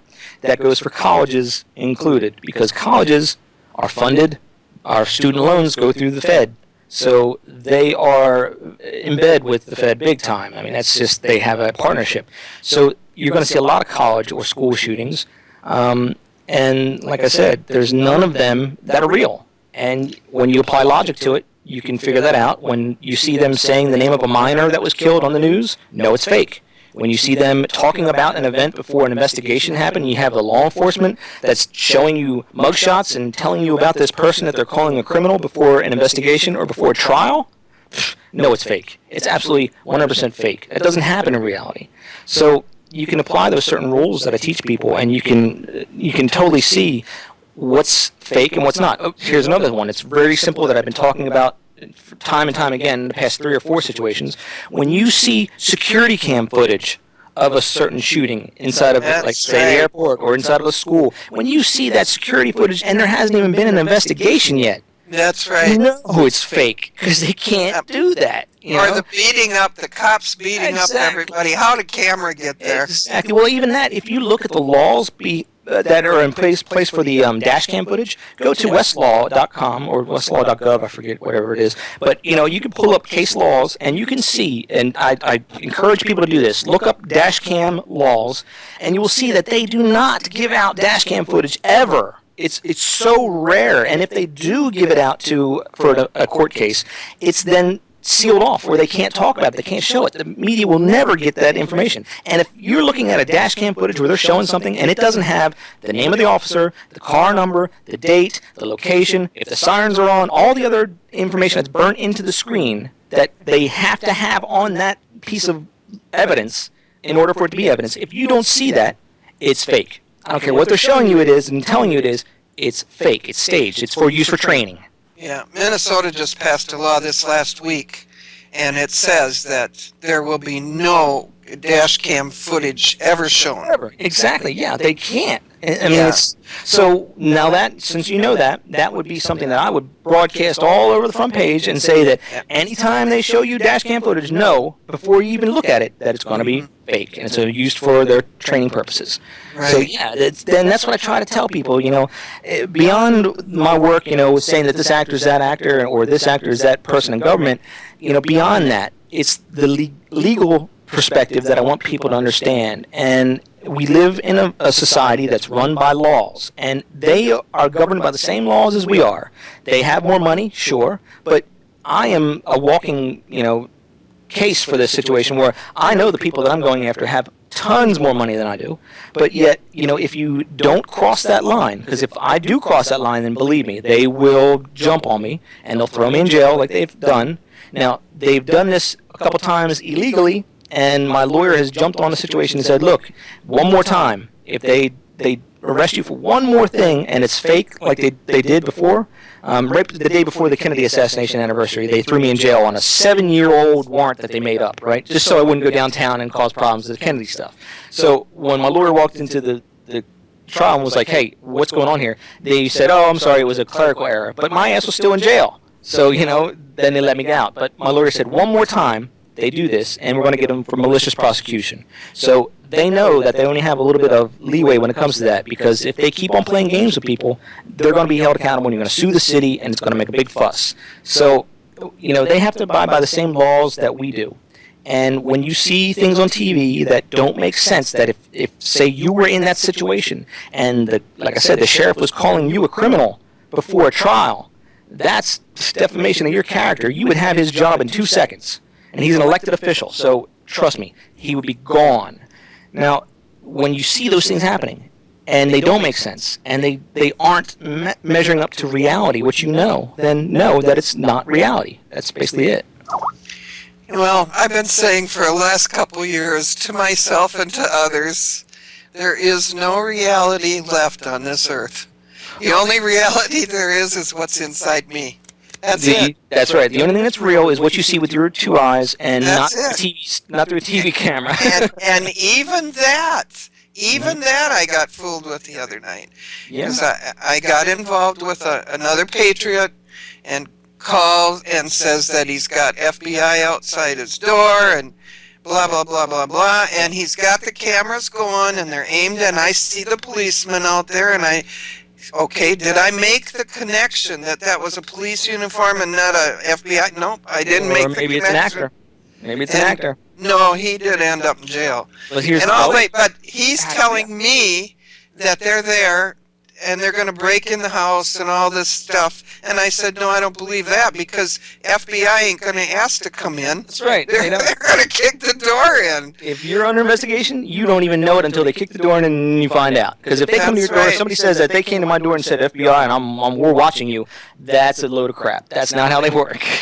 So really what they were there for was to serve a warrant, or to serve a restraining order on him.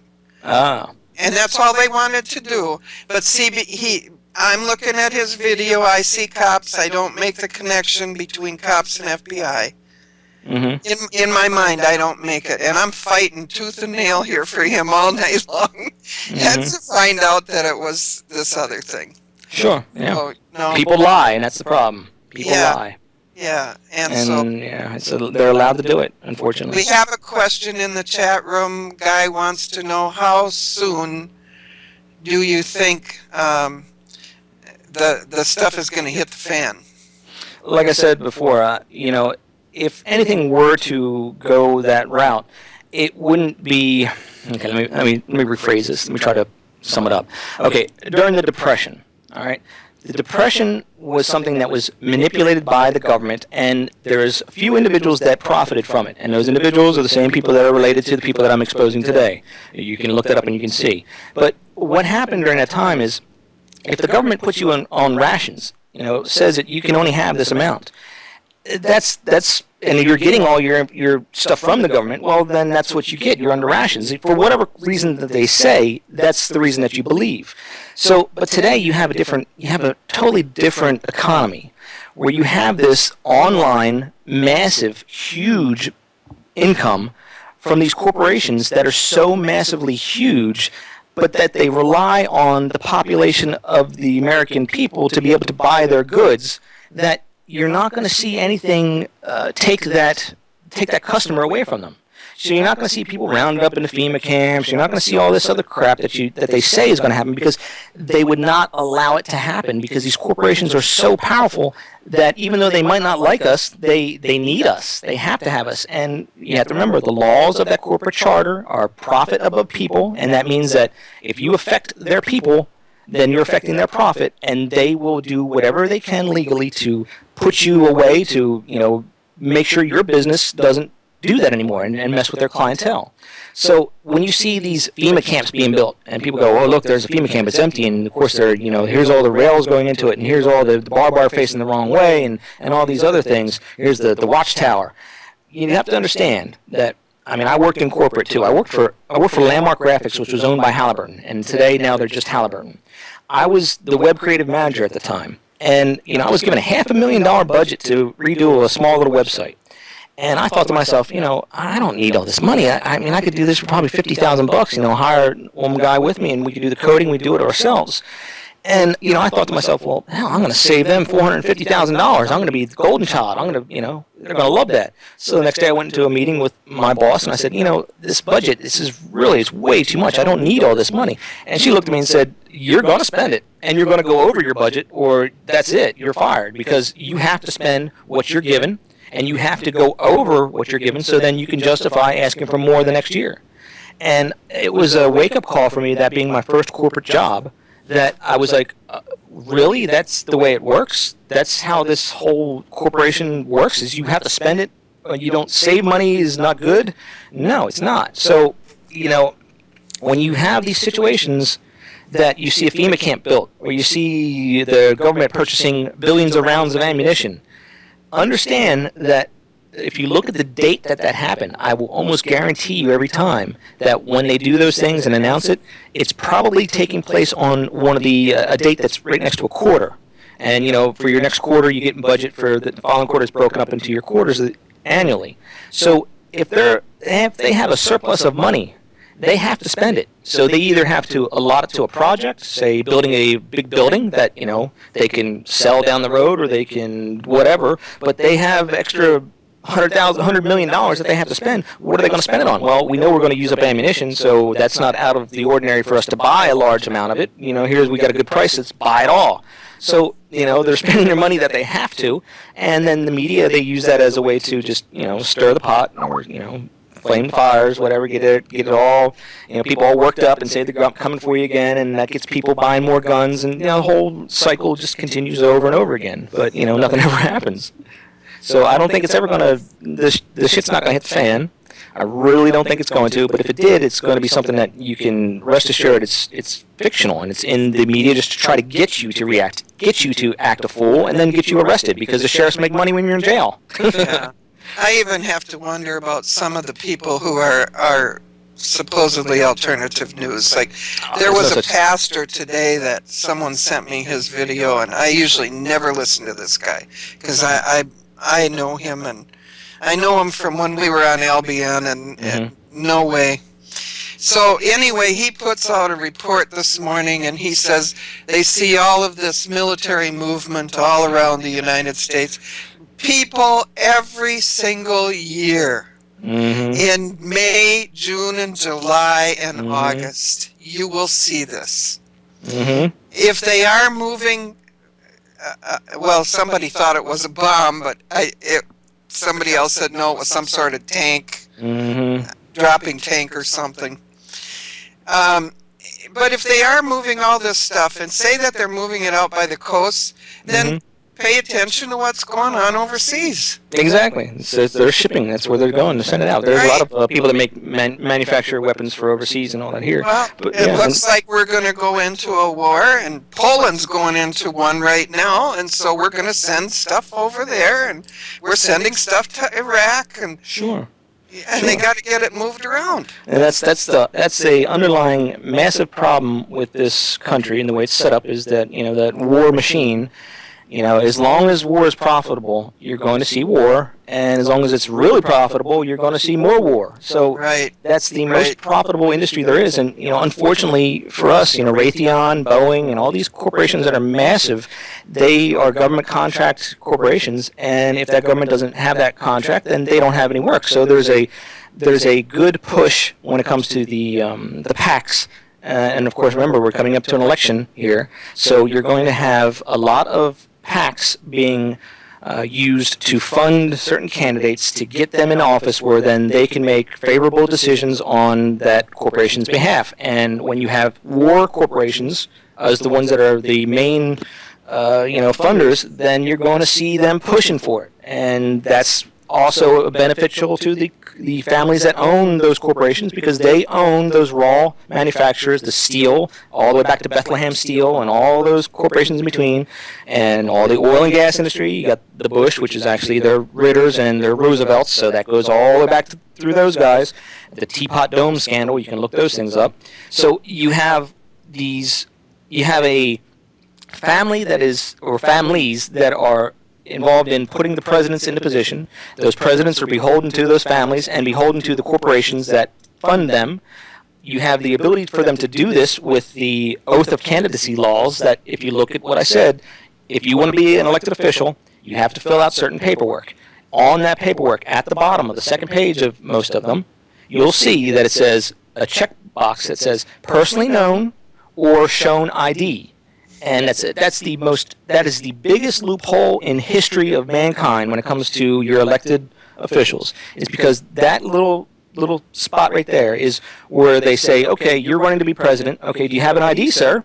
And that sir or ma'am says, no, I don't. But here is the person next to me that is going to vouch for my identity. And that person vouches and puts on personally known. So the candidate never, ever has to show any form of ID. And if people think that I'm crazy, look at Jesse Ventura. Jesse Ventura. That's a law in Minnesota. Admittedly says that that's not his real name, and also admittedly says that it's not even registered to his person. So with that, he's signing the state documents as governor of Minnesota. He's signing that with Jesse Ventura.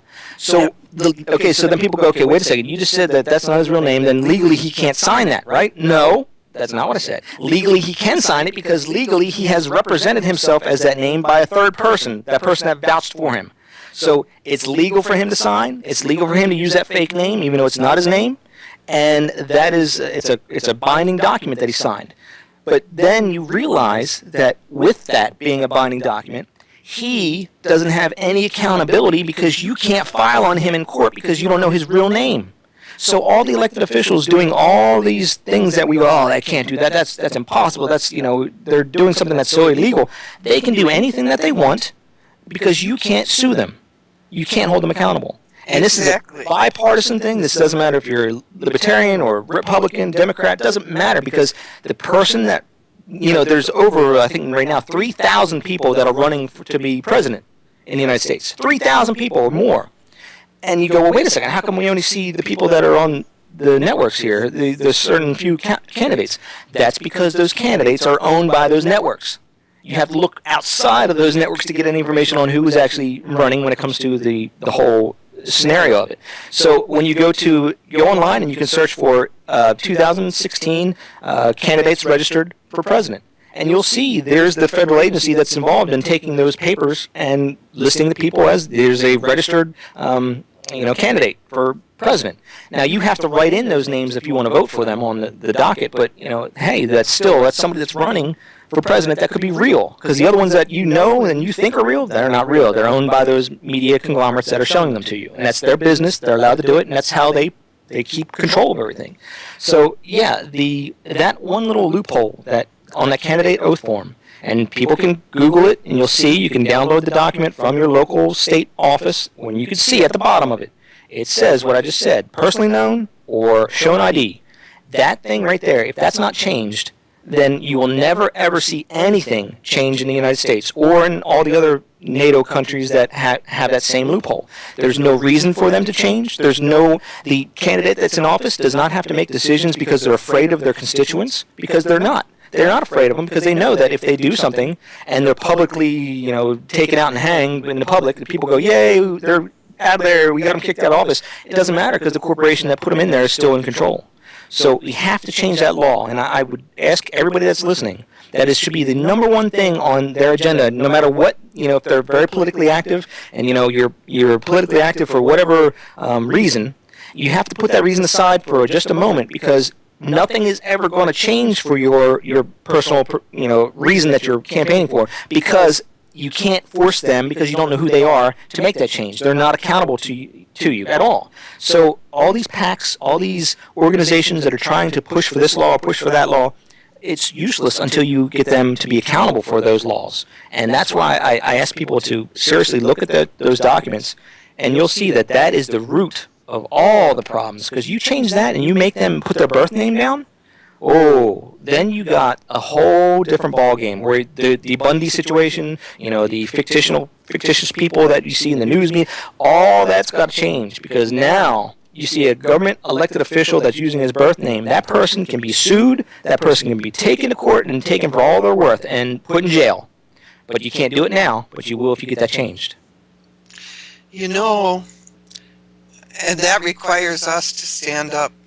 Oh, yeah. Well, everything requires us to do something. Yes. But here's the thing, though, with that. You're not going to get any official to agree with it. So what does that mean? Well, we can't get a change, so you have to inform people of this situation, because therefore then you can use it as, here, Mr. Senator, sign this, or if you don't, you're part of the problem. And their name gets then known to the public as they're part of the problem. And they don't get elected next year. Nobody votes for them. Nobody votes for those people that are in office. So, but who do they vote for? There you go again. You vote for somebody that, when you make a big stink and people hand up this candidate oath form document and say, hey, look, whoever's going to be in office, you're going to get asked the same question, and if you don't agree with it, if you don't change it, you're gone. So, now, yeah. Why all the fakeness? Why is all of this all of a sudden happening to us? Oh, it's not all of a sudden. It's just we're becoming more aware of it because we have more media, that we have more access to that fictitious event per our social media than ever before, and that's a positive thing and a negative thing, because people go, oh, I turn my TV off, I don't watch TV anymore, and I would say something to this effect of that: the TV is not the problem. The TV is probably the most influential, and it could be the most valuable teaching tool ever created to mankind. It could be the best thing that we've ever seen. But unfortunately, the people that own that, what you see on that image, on that technology, unfortunately, those people have agendas, and it comes to their corporations and whatever they're affiliated with. So the TV is being used as a tool to uneducate us, to dumb us down, to keep us entertained and oblivious to the situation that's going on around us. But it's not the TV's problem. It's not the internet's problem. It's not your cell phone's problem. It's what's on those mediums that's the problem, and who is pushing and producing that information to go on those technologies. So we can keep those technologies as long as we realize that what's on them is a bunch of crap. And maybe one day, when we do get control back of the reality, and we do, because we are in control of our reality, we've been tricked into thinking that they're in control when they're not. But when we do finally get a grasp on all these people in history are fake, all these people in corporations are fake, and they're just figureheads and whatever, and it's all because of legal reasons, when we finally get that grasp on life, then we can use these technologies to benefit us. And it would be amazing. We would be so far advanced as a humanity if this legal loophole, this lie of being able to lie to somebody and get away with it, if that was never put into place, and people that were elected officials were accountable, people were honest when it comes to that, and we're doing the right thing, you could imagine we would be so far advanced as a society that it would just be unbelievably pleasant. But we, of course, have fallen for their little gambit. And CERN, what do you say about CERN, Dallas?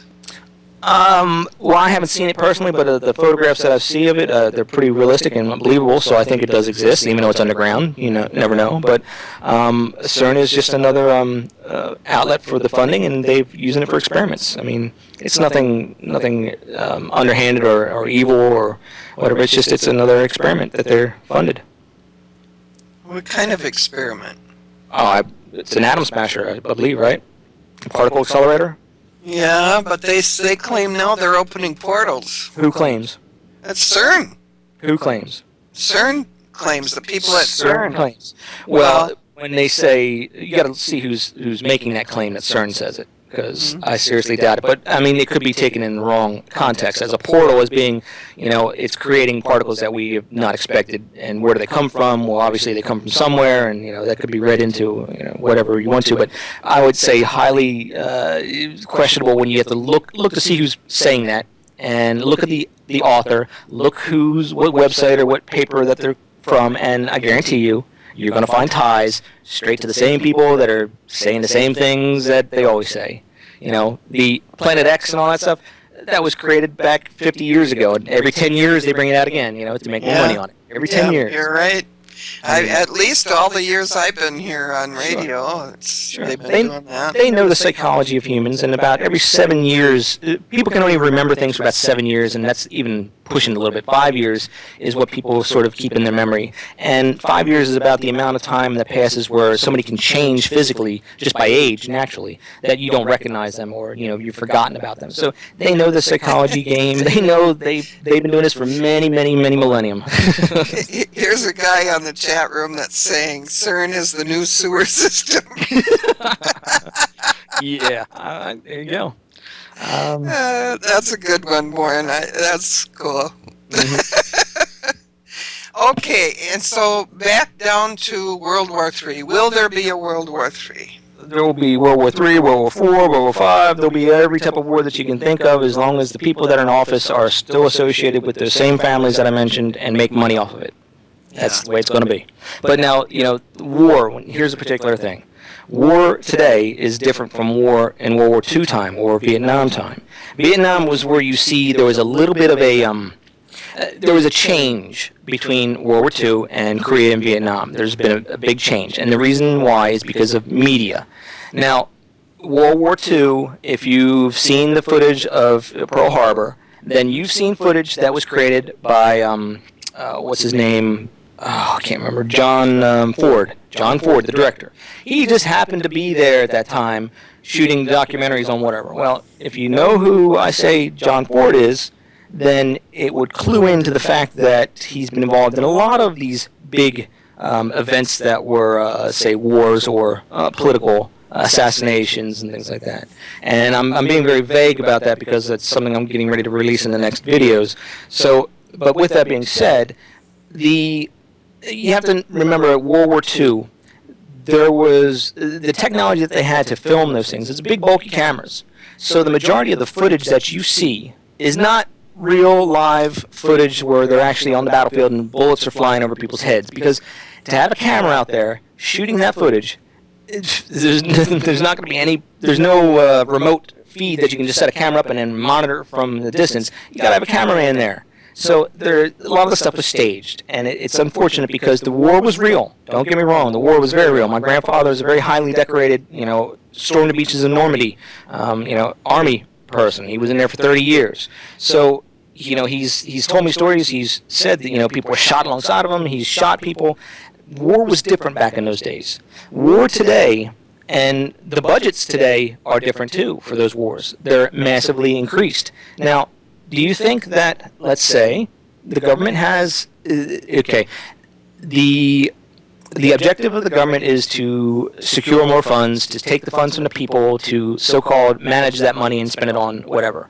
Well, when the people that are involved in those war machine corporations, the Raytheons and all that, are associated with those people that are in office, you're going to see the money getting funneled to them because it goes into their pockets. Now, when I say it goes into their pockets, I worked on certain aircraft in the Air Force on the Rafter, which was experimental sort of at the time and became, useful, but then they modified it and they made another aircraft out of it. But anyway, the technology that they put into these aircraft is very real. It's very expensive, and, some of it finally after 10, 20 years trickles out into the domestic population, and it's useful in whatever we're doing. So there is a good use for that technology. So there's a need for certain beliefs from their perspective, from the corporation's perspective, to get the people to fund those projects, and how they do that is through Congress. NASA being one of the big milkers of the taxpayers' dollars, because a bunch of that is a bunch of crap. It's a bunch of fake things. That's right. Yeah. So you'll see events that they try to do to stir up people's, emotions and get them attached to something. So then they'll push their representative in the office to then fund it and make decisions based on that. That's the name of the game. What government is. So, but during the time when wars happen, they don't really affect us, the people, the way they did back in World War II. There's no rations on us. We go about our daily life and ho-hum, whatever. Oh, we turn on the news, and 10 minutes of the news is to the war, and the rest of it is, whatever. So you would think to yourself, wait a second, if there's a war going on, you would think that, if sons and daughters of all these people of our population are going and risking their lives, you would think that our objective would be to stop what we're doing, get this situation taken care of, and then bring them back home. But yet, that's not what happens, because it's not about solving a problem. It's about extending. It's about, making that event last long periods of time. If the World War II scenario were a real scenario today, do you understand that that's not just like one little country that we go over and drop some bombs on? It would have taken years and years, it would have taken 20, 30, 40 years for that, if it was a real situation, to play its course in today's media. But it only took 4 years or so back in those days, because, it was something that affected everybody. And people thought, oh, we need to get this done. So they couldn't extend it any longer, because people were starting to go through hardship, and it was becoming a very bad situation. So, today war is different. Today war is, a lot of it's manufactured. If anybody's watched the movie Wag the Dog, that is probably more realistic and more true to realism today than anything ever that they've admitted to or even created in fiction. Now, I know it's a movie, yes, and I hate when people say, well, did you see this movie, and try to relate it to reality. That's because it's a movie. Bottom line is it's a movie. But the context of that movie is very, very realistic to what is going on and what is easily done in media today, and how it's manipulated our perception of reality to every aspect of our lives. So you're going to see war, you're going to see all those things play out, no matter who's in office, because it doesn't matter who's in there. It's who's the corporations that are funding them. Exactly. Now, the corporations, say that all these big corporations that are still left in the U.S., there aren't many, funded them. Mm-hmm. What do they get out of it? Do they get kickback? What? Control. Okay. Yeah, that's the big thing. And here's another thing that I tell people. When you look at the big castles over in Europe, Germany and all those locations, these massive, huge structures that are built up on top of a mountain, the cost to build those things today would just be unbelievably just out of price range. But back in those times, people had so much money, these certain families, the ruling families, and they built these massive structures. Now, they had money to do that. They controlled land. They controlled a lot of funds that they still control, a lot of them still control to this day. Now, where do you think all of those funds that, 1,000 years ago, these big families that had all that money, over all the thousands of years, where do you think their money went? Well, they invested it in their resources, local and, of course, now international. So they have bought up and they own so much in this long period of time that when you look at a timeline of history of humanity, it's just a small little sliver of it with the industrial ages that we have. Just within the past 100 years, you've seen just that exponential growth of technology and business and ownership, but yet there's still very few at the top that have that money that has been, old money, not new money, old money. So those old money people, I dare you can barely throw a rock in a city without hitting a business that's owned in some way by these old family members. So that association is one of the reasons why they had to diversify their assets and use fake names too. So instead of, a Rockefeller business doing business with a Rockefeller that's in office, that would be suspicious. Well, so they changed the name to Kennedy. Nobody knows any better. So then Kennedy can do business with Rockefeller, and hey, it's no problem. People don't see it, say it's a monopoly, like they did when Teddy Roosevelt was the one who did the monopoly laws, and that was done so they could stifle all their competitors, while their family that was in office just used fake names and continued the monopoly to grow it. So you have this corporate ownership of a lot of assets, and you don't even know that they're owned, whoever owns them, all the way up the chain, the conglomerate that owns them, like Disney, that owns Disney owns so much. So, the big six in the media, they're all in bed together. They all know what each other's doing, and they're all, even though they're in competition, they don't say anything bad about each other. They all play the game because ultimately their rule of law is don't ever let the people know. Don't ever let the people know about the lie, because that would bring them down. So they all play the game, and they keep to themselves, and they don't say, hey, you're lying. Nope. They just say, oh, yeah, let's play the game, and let's confuse the people more. Yeah, and I noticed, too, that when we in the alternative media start getting close to the truth, another thing happens to get your attention to go another direction. Sure. Yeah. Sure. And the other thing is, if you get big enough, they buy you out. They've tried to buy me out several times now, but they just don't like my terms. So, But, the whole thing is they have so much money, so much power, so much influence, but remember, they have to abide by the laws. They can't break those laws or you have them. And they're not going to do stupid things, but they'll try to make you believe because, like the caller in said, the law enforcement can lie to you, and they're allowed to. Now, and don't get me wrong, don't think that I'm bad-mouthing cops, because I am totally pro law enforcement, because who are you going to call when your car gets broken into or your apartment gets broken into? You call them. They're the people that you hope you're going to get a honorable, somebody that's ethics related and is going to do the right thing for you, and they do. The majority of them are. But the majority of them don't realize what's been getting played on them when it comes to the federal government, and the fact that you're going to see, and this is my prediction, you're going to see your local law enforcement offices get all eaten up, and they're all going to get bought out by federal. And that's one of the reasons why you're seeing these fake gun events, these fake, all these fake land grabs and all whatever. The reason why is because if, say, we were to have a law, say we started a police department. We have our corporation. It's all police departments are corporations. You can see they have their number. They're a corporate entity. So with that, we are profit above people. Even though we are to protect and serve, we're still profit above people. We do our job, but now as a corporation, we have to show our books, and our books show profit and losses.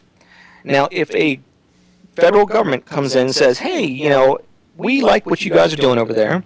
We'd like to give you some federal funding to do whatever, start up a fusion center, whatever you want to do. Here you go. Here's a couple extra $100 million. Now, that goes on our books as a corporation, as a income. Now, what happens the following year when that income isn't there? We have to show a loss.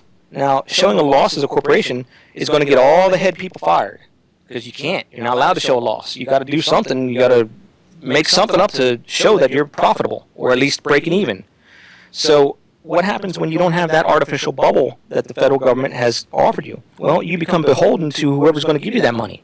So you go back to the federal government and say, hey, do you guys have any more money for us to fund whatever? And they say, oh, well, sure. Well, here's our terms. And then, therefore, they've just sold out their office. But the people that are involved in the police department, they're loving it. They're getting all these new toys. They're getting bigger budgets. They're getting bigger pay raises. Everything's great on their perspective. Everything's great until the federal government decides that they're going to want to own them. And you're going to see the local law enforcement get put out and it's going to become a federal law enforcement agency. Now, why? You got an FBI, you have all these other federal agencies. Yeah, well, as a corporation, what I say, profitable people. They need to grow. They have to grow their corporation. So the United States government, as a corporation, has to grow, has to expand. If it doesn't, they're going to show a loss, and they're going to have problems. So, again, we're talking corporate laws again. And if you look at them, you'll see why they do certain things. And you're going to see them, if they're involved in law enforcement at a federal agency level, they're going to want to grow. And how do you grow? Well, you buy up all the local ones, and you turn them into federal agencies. So then, therefore, you can take the profits and charge more taxes and take that revenue. So it's all a big corporation game that they're all playing, and the people are unaware of it, and they're getting bigger paychecks, but they're going to lose those paychecks in the end. And small business owners, watch out, because your minimum wage thing, that's an attack on them. Because if you're a new business and you have a new minimum wage that you got to pay your employees and you can't afford it, you think there's going to be a lot of growth in that sector? Nope. So it's a big federal push to basically own us, and they're doing it slowly but surely. Yep, that's for positive. I see that it is 10 o'clock. If you want to keep going, we will. And if you want to quit, we'll quit. It's up to you. I'm fine. If you got some more questions, I enjoy this. Okay. You guys put your questions in the chat room, please, and then we'll ask them, or you can call in at, let me see here. I keep moving my pages around. 605-562-3140. Dial 1, and then the code is 529-582. 605-562-3140. Dial 1, and then the code 529-582. I see some people talking on the chat line about we were born into slavery, and that's something that I would like to address if you want to, real quick. That's a big thing that Michelle Obama put out today. Yeah. I'd like to clip her one. Yeah, well, here's the thing about that. People that you hear all these and again, there's no such thing as alternative media. It's all media. There's no such thing as alternative medicine. It either cures you or it doesn't. It's either medicine or it's not medicine. So it's all the same thing. But the people that are pushing for the free man thing, or saying that your birth certificate is a contract that makes some type of mutual fund thing where you're worth a certain amount of money. That's all nonsense. And I'll tell you this right off the start, that number on your birth certificate that's in red is the certificate number, and that's used to stop fraudulent birth certificates from being made. I mean, I went to University of the Arts. I know about printing processes, and I know about document forgery and all these type of aspects of the printing technologies that are used to make the dollar and things like that. So when you see those numbers on there and you see the certain paper, it's archival type paper, 25% rag, and all the different inks and things used, the stamps and all that, that's done for security reasons. There's no fund that's set up with your name associated with it, and there you go. Because if that were the case, then you would never have to register for selective services. They would already know it. They would never have to register for whatever, because they would already know it. So when you have to register for these things, it's because you're not on any list as a child. You don't have, your Social Security number is not assigned to you immediately and all this type of thing. But what you are given, and this is where we go back to that contract of the United States, which is a binding contract. You're living here as part of this society. They have to abide by those laws too, and they're inalienable. They're between you and the Creator. So those rights are yours unless you give them up. So these people saying that you're born into slavery, I would argue with that, and I would say actually the people that are running the show here, the actors and the producers of it, they're the ones that are the slaves. You're free. You are so free that you don't even know how free you are, but you've been tricked into believing that the stranglehold of the government is on you all the time. And once you realize that what you see on the TV is not real, what you see in these publications is not affecting your life because it's not real. Once you understand that and you can separate yourself from it, you all of a sudden have a huge weight that's lifted off of your shoulders, and you realize that the world is a much better place than we've been tricked into believing. And you are able to then live. You're able to shut the TV off, or you're able to go be with your family and just enjoy life without worrying about the terrorists that are going to come over here, because there's no such thing. The people in Afghanistan and sheep herders are the same as the construction workers here in New Jersey. They want the same thing for their family. a peaceful place to live, safe, to be able to have a job, provide for their families, and be left alone. That's what they want. So in order to get them to fight in wars, you got to trick them. And that's what the media does. You got to trick them into thinking you have an enemy. Yeah, So, because they know that we don't want war. There's nobody in this country wants war. Nobody wants to fight. Nobody wants to put their lives on the line for what? For a congressman that makes a decision? Nobody wants that. So, they have to trick you into believing that there's some enemy that's going to threaten your life. And so from my perspective, I would say that person is trying to trick you. They're the slaves. They're the slaves to their system that they have to run, and they need to trick us. So they're beholden to that whole game of tricking and thinking about how they're going to do it next, how they're going to lie. That to me would be more just consuming of their lives than for you and I that understand now, oh, it's a trick, it's fraud, it's fake. And to step back and now we can live and not affected by them. So we're the free ones in this world. That's right. And that's why I try to take as much time away from this computer as I can, away from news, and just go spend time with people, because people are at every level right now. Yes. And we got to help them through. But you got to remember that people do lie. So there are, and when I went down to the Dallas Occupy protest, they bust them in from wherever they came from. I'm not going to say, but they're a bunch of actors down there, and they were doing their role in creating conflict and creating news, lines and buzz lines and whatnot. So there are people that are living and walking among us that are paid to be somebody that they aren't, and they will do that. You just have to be very careful with, you may witness an event, and that event may seem perfectly real, and it was real, but it's not. So, that's, you always have to remember that. But still, I try to stay away from the computer as much as I can, and, it's very difficult because that's what I do, so I have to set boundaries for myself, and some of the boundaries are I don't watch the news in front of friends or family, because I can't, because if I do, there's just going to be an argument, because somebody's going to believe something they see on TV, and I'm going to be like, no, and so there's no, and then it's going to cause an argument, it's going to cause a fight, so I just refrain to not even watching it in front of people, so, but, yeah.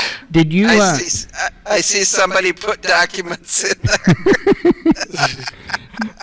Did you? This is a joke we have in the chat room, Dallas. What is that? Everybody demands documents in this chat room. Yeah, but make sure those documents are stamped from the court filing clerk. And make sure they're not fake, because you'll notice a lot of things that they put on the news. They'll say, or here's your alternative media in there. Here's the court document, and whatever. And you look at the last page, and it's not signed. It's not stamped. There's nothing on it. I'm like, what kind of document is that? It doesn't even have a court case on it. It's like, unless it's stamped, unless it has those things, don't believe it. Don't believe it. Yeah. Go ahead, Mike. I'm sorry. Did you follow the Occupy movement really close? I outed them probably the first week that they were involved, and I started showing that the people that were involved as the management of it were involved in MoveOn.org and a couple of the other organizations that were funding it. And then, of course, it went into where some of the police that were involved were actually actors, and I outed them. But when it came to the Dallas part, about a week before they were scheduled to protest here, the anonymous group made a couple threats against me, and so did Occupy whatever. They made some threats against me too. Well, I shouted back at them with a video and said, I'm going to be down there on the 6th or whenever it was, and I'm going to have my crew with me, and we're going to document every single one of your faces, and if there's any actors in there, we're going to expose every single one of you.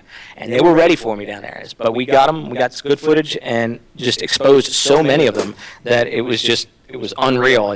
I was amazed at how they were basically just set up. So, I followed pretty closely. We had a live feed going that day, and so we got you.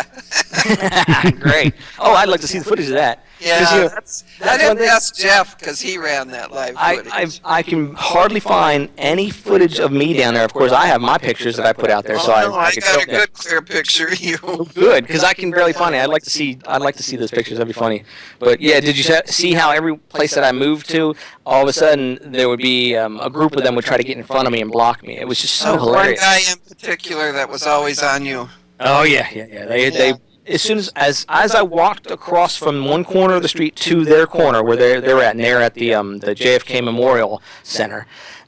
As I walked across, I saw one person. He looked at me and he made a hand sign, and next thing I know, I could look through the crowd, and there's cell phones up to their ears, and you see people start to text, so the word went out immediately that I was there, and they were looking around for me. It was hilarious. It's totally hilarious. Yeah, we saw that. I think we probably have a good hour of footage with you. Oh, that'd be great. I'd love to see that. I'll talk to Jeff and see if he kept it, because he doesn't do radio anymore. Yeah, there's a few people that I have shots of that I just missed like a good shot of the ear where I got like an angle where it wasn't very good, and I would love to see. There's a couple of them that I want to ID, and I know who they are, I believe, but I just need to have that documents. I need to have that. The documents, yeah. So I can prove it. Yeah, I'll ask if he saved that footage or he didn't. Cool, excellent. And I'll look in my downloads. I might have even done it myself. Excellent, that'd be great. Yeah, high resolution if you could. If not, I'll set you up an FTP and you can send it right to my server. I would love that. That'd be interesting. Yep. Well, you know what? I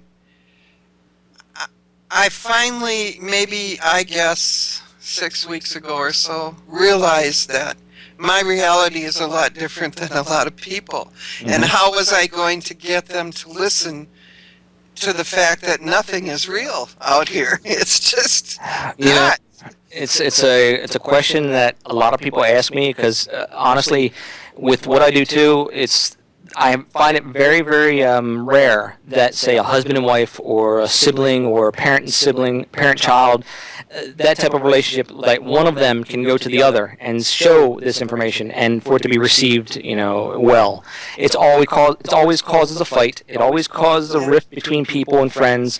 And after many years of doing this, I looked into why is that? Why can't people, when you show them a smoking gun and say, here, look, this is what I say, and show them here's the proof, here's the biometrics, here's everything else, the associated, association with the other people that are involved, they're all family members, that's his brother or whatever.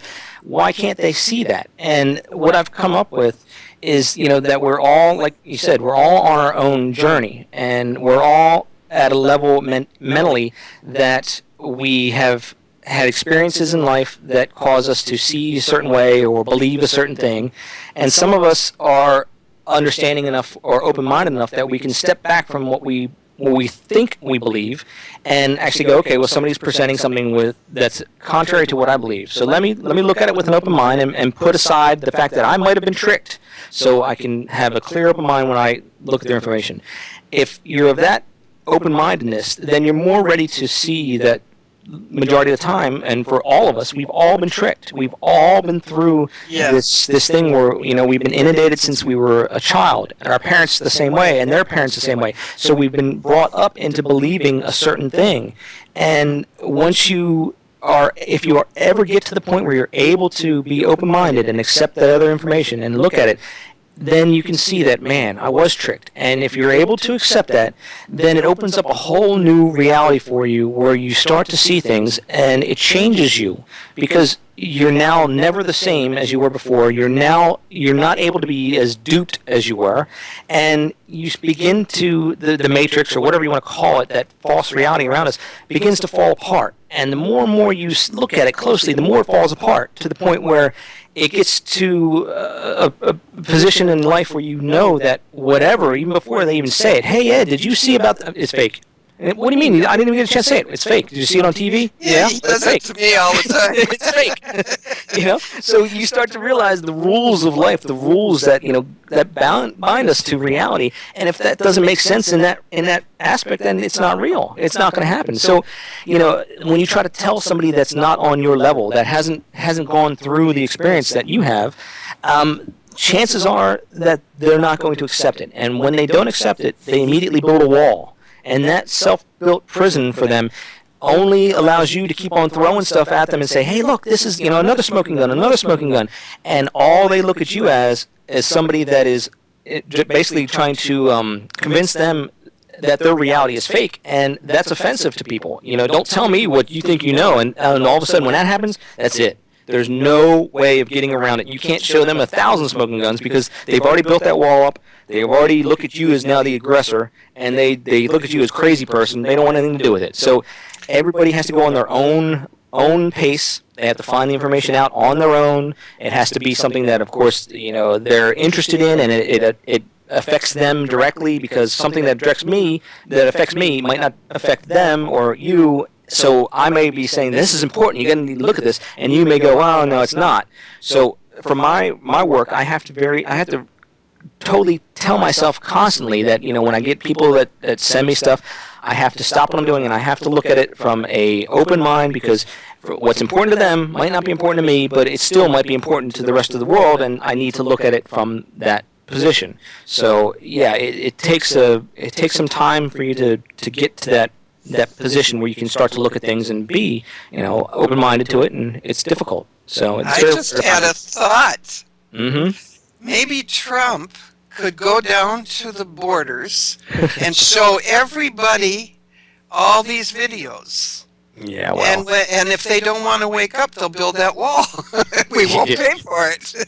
Yeah, well, Ron Masick, I don't know if he's going to do that or not, so, But, yeah. Trump is such okay, first of all, if anybody believes that that's a real person, and his name's Trump, come on. He's not Trump. It's not his real name, Donald Trump. He doesn't. Well, I believe you're probably right about that, because I know that Mr. Trump is related to Hillary Clinton. Yeah. So probably there is a different name in there somewhere. Oh, yeah, it's absolutely, they're related. And if you look at his daughters and his wife and his daughter, you'll see that they look the same, because they're his daughters. And I've gone through who he is and Ron Masick and everything, and you see it's basically a thing that Hollywood does. It's called leveraging celebrity, where the people that you believe that are married, that are celebrities, they're really not. They're married to their sibling, and that's their sibling that's next to them, because they do that on purpose, because that person then feeds off of their celebrity. So when you look at Donald Trump and his ex-wife, and who is actually his family member, she, after a certain period of time, gets a reputation of her own and becomes famous because of who she's married to, and then they can have the breakup, and then she can write her books and have her own makeup line, and have her fashion line, and create an industry out of that person. So it's called leveraging the celebrity that they do, and plus that keeps it quiet. Nobody's going to tell on anybody because that's their family member. So you'll see that a lot of our elected officials, and I'm not going to say all of them, but I would lean towards it, all those elected officials, their mate or their person that they're married to is actually a sibling, or their half-sibling. And you'll see that throughout all the government. And that's to keep it quiet and basically to control it. Well, you didn't disappoint me, Dallas. Beam me up, Scotty. I know. People look at that and they go, "Oh, this guy's crazy." I say, you know what? It's not crazy when you look at it. It's actually more sane than anything out there that people have said that this could possibly be it. It is so sane. It is so within the framework of the legal system. It is so able to do. They have modem. They have opportunity. That it's basically so simple that people can't comprehend it. It's just it blows their mind when it comes down. It's just that simple. And if you think about it the way you want them to, they want you to think about it, then it becomes so complicated that you don't want to deal with it. Exactly. And you're like, oh, this can't be real. I can't believe this person, what's her name? Trying to think of her name, the court case. Well, just OJ in general, OJ trial, or, all the other trials on TV. You look at it and go, oh my God, the whole country is tuned into it. Well, it's made for TV. That's all it is, made for TV. And now they're trying to bring us back to it by saying Casey Anthony. Yes. Oh, yeah. Well, Megyn Kelly, and you've seen the work that I've done on Megyn Kelly, and don't believe the age, because they lie. They lie. And if you look at Megyn Kelly, she played the role of Nicole Brown Simpson. So when you look at that, and we got the hand biometrics, we got the ears, we got everything on her, because she's an easy one. She's been in, she's on high definition TV all the time, and you can see her hands. So we got that one big time. But yeah, it was all made for TV, and that created the courttv.com thing. That's what that whole thing was funded for. Man, I'm way behind on your vids. I got to check and see why. Yeah. There's They have gone into my email many times, and they've taken all my people that I sub to, and they've checked them off. Well, remember, people, if it's this goes out to your audience too. If you got a Gmail account or a Yahoo.com account, all those free accounts, remember, a corporation cannot give out anything for free. They always have to get something out of it. There has to be some type of incentive or profit that they can make down the road. So anytime you've got a free whatever account, your free Gmail account, know that it's not free, and if you read the fine print, they own it. So they can use it, they can sell the information on it to law enforcement or anybody that they want. You don't own the information that's on there, even though you signed up for it. But you gave your rights away when you said, okay to the install and okay to this contract, that contract, without reading it. So they can do anything they want to it. They can shut it down. They can take names out of it. They can mess with you, play with you, do what they want. They can know all your business if you send it through one of those free accounts. That's just the way it is. Yeah, there was another fellow, the old Marine, put out a video about that today. Mm-hmm. Yep. Yeah, there's nothing free in this world, especially when it comes from a corporation. Oh, Lord Jesus. That's right. Somebody says here I'm writing in Kermit. My brain hurts, Scott says. Yeah, I know how you feel, Scott. I really do. It's a full-on assault to your reality that, especially if you're like so gung-ho about, the way you think Fox News is, telling you the truth, or CNN's telling you the truth. If you're one of those people, and I was one of those people, I was totally, why would I watch a TV station when I can watch the news when it's all real? Why would I want to watch fake stuff? That's the way I thought. So I was a news junkie, and that's all I ever watched. But now it's like, I can't believe that I even believe that. And now looking at it, they're so condescending, and it's like written for like a 10th grader. It's just, I can't even believe that people believe it. I mean, in the name games, just that name, the pseudonym name, where it's something that's so related to the event, and it's a dick joke, where they do that all the time, just to throw it in people's faces, and people don't even realize what it is. It's like, it's so obvious. It's so obvious. Yep. You're right. So, are there any more questions in here? I go by the belief of Dr. House. So everybody lies. There you go. I can't believe these people aren't calling in. I have all this opposition that says, radio. We don't have any opposition in here. They never call in. Jason wants to know what your thoughts are on McAfee running for president. Oh, McAfee? Oh. Yeah, I pronounced his name wrong. Sorry. Yeah, no, I didn't know he was going to run, but it's hilarious because I've outed him a long time ago too. And just like anybody that, if you see any name put on the mainstream media as a candidate, know that, and remember, just like Coke and Pepsi, you're never going to hear Coca-Cola advertise for Pepsi. It's not going to happen, vice versa. So whenever you see Fox News advertising for a political party or an opposition party that they say is opposition, no, it's because they're still owned, they're still making money from it. They can't ever promote their opposition. So it's owned by them in some part or an affiliate by some part. So if he's running, then trust me, they're making money off of it, and they're going to make money off of it.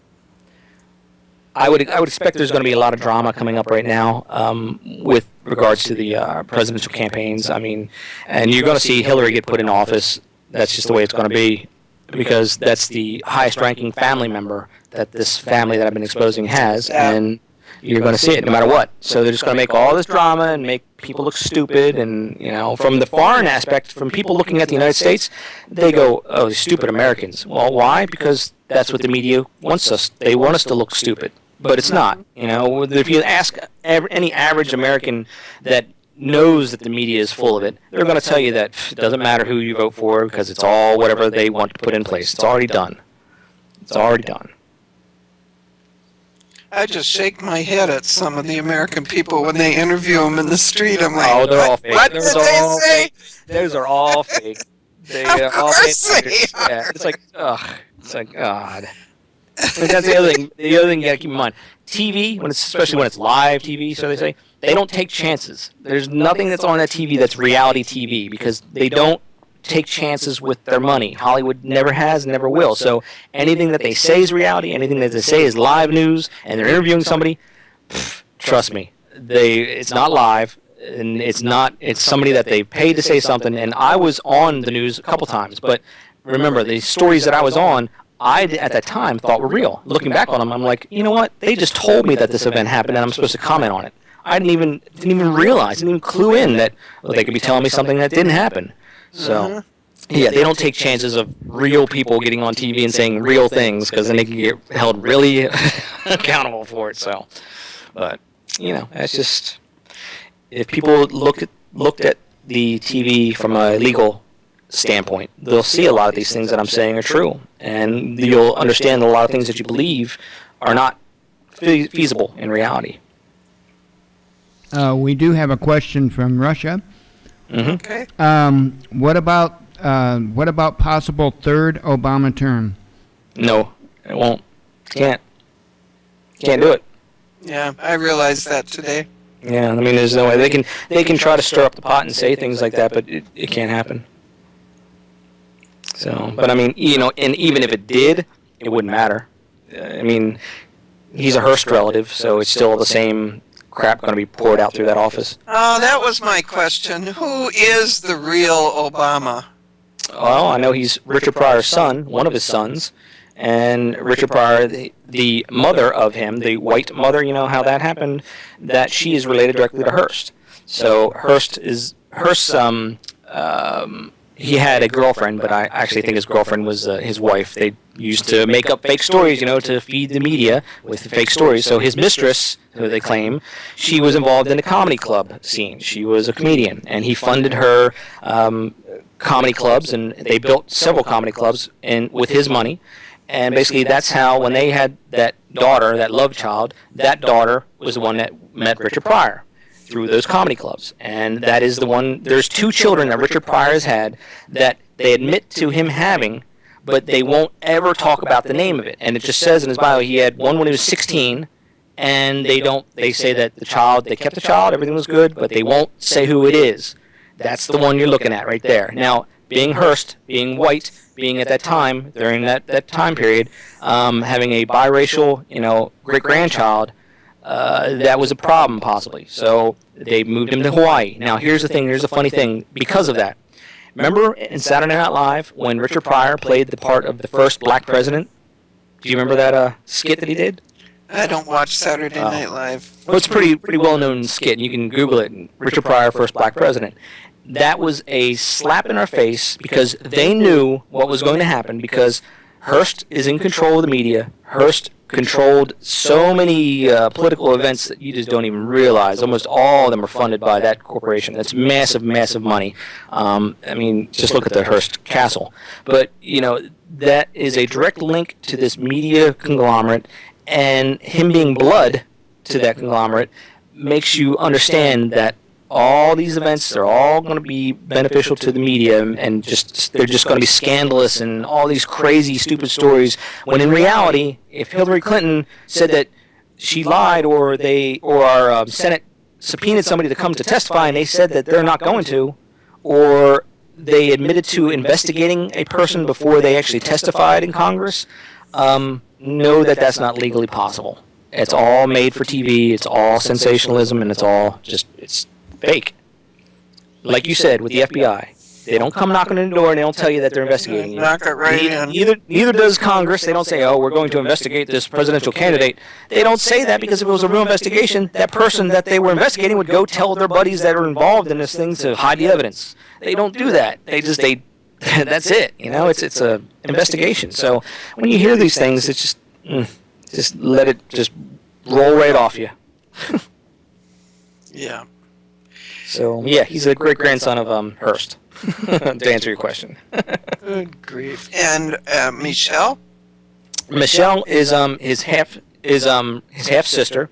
If you look at Rain Pryor, that's going to be Michelle. We got the biometrics. She's got a big scar on her left wrist, 2 scars on it from some type of a break in her wrist that I don't know what it's from, but I'm assuming that it's from when she was a cheerleader. But that could be from a car accident or something else. But I've had doctors look at the images that we have, and they say that it's definitely a trauma to that wrist. And Michelle will wear bracelets and things, watches, to try to cover it. But every once in a while, like every actor is, they make a mistake, and they let themselves open to something, and she's gone without something on her wrist, and we got pictures of the scars. So that's a good way of matching it. Now, the pictures that you'll see of Rain Pryor are not dated correctly, so she's much heavier before she became involved in this, and it's they try to trick people and that, but if you know biometrics, if you know the science, and you see the scars, you know that that's her.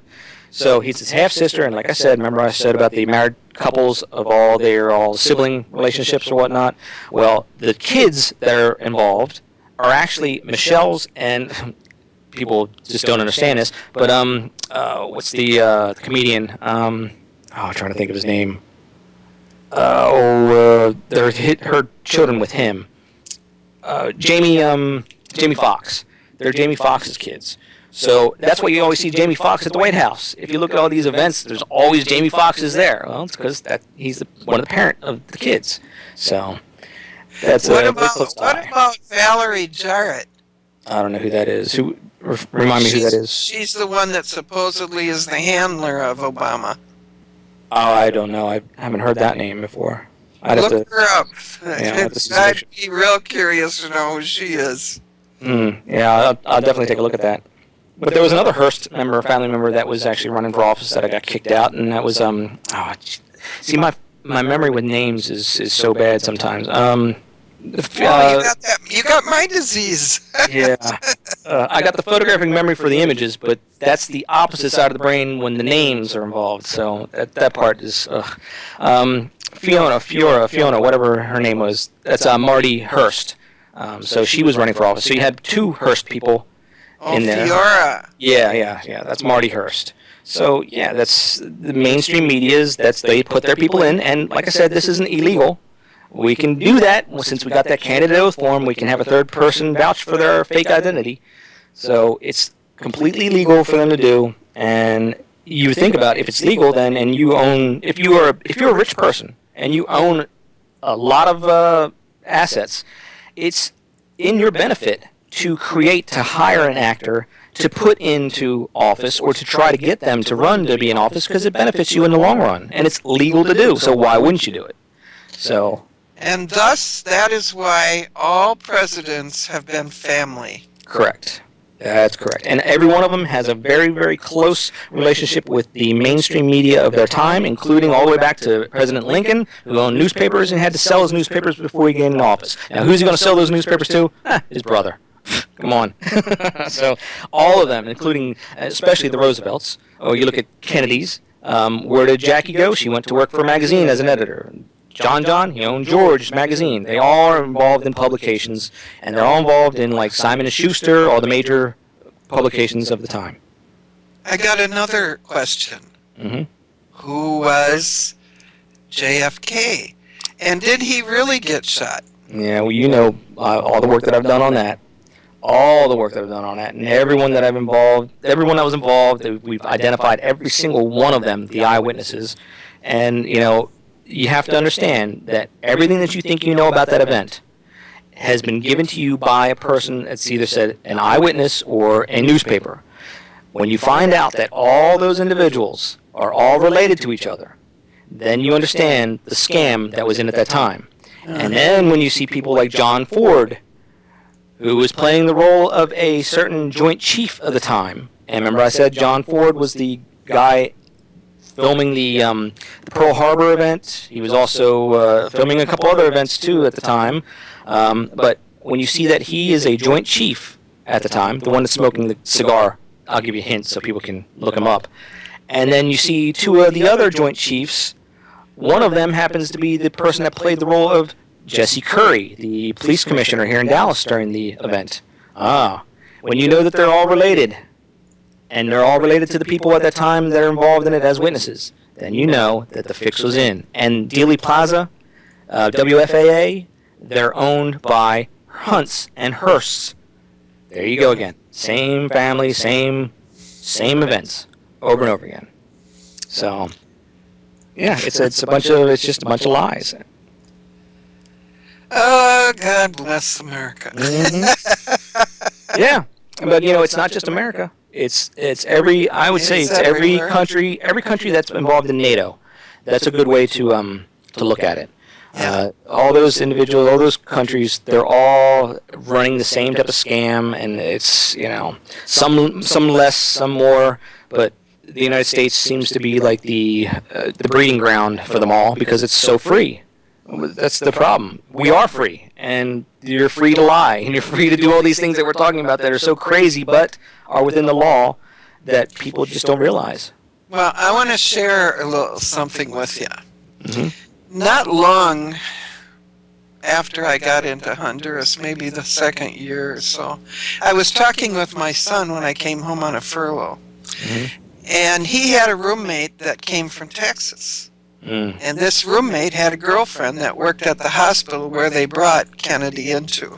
And he said, and insisted this was true, that Kennedy was not dead, that they kept him in a separate wing in that hospital for 43 days, and that his wife would make these visits in there for 43 days.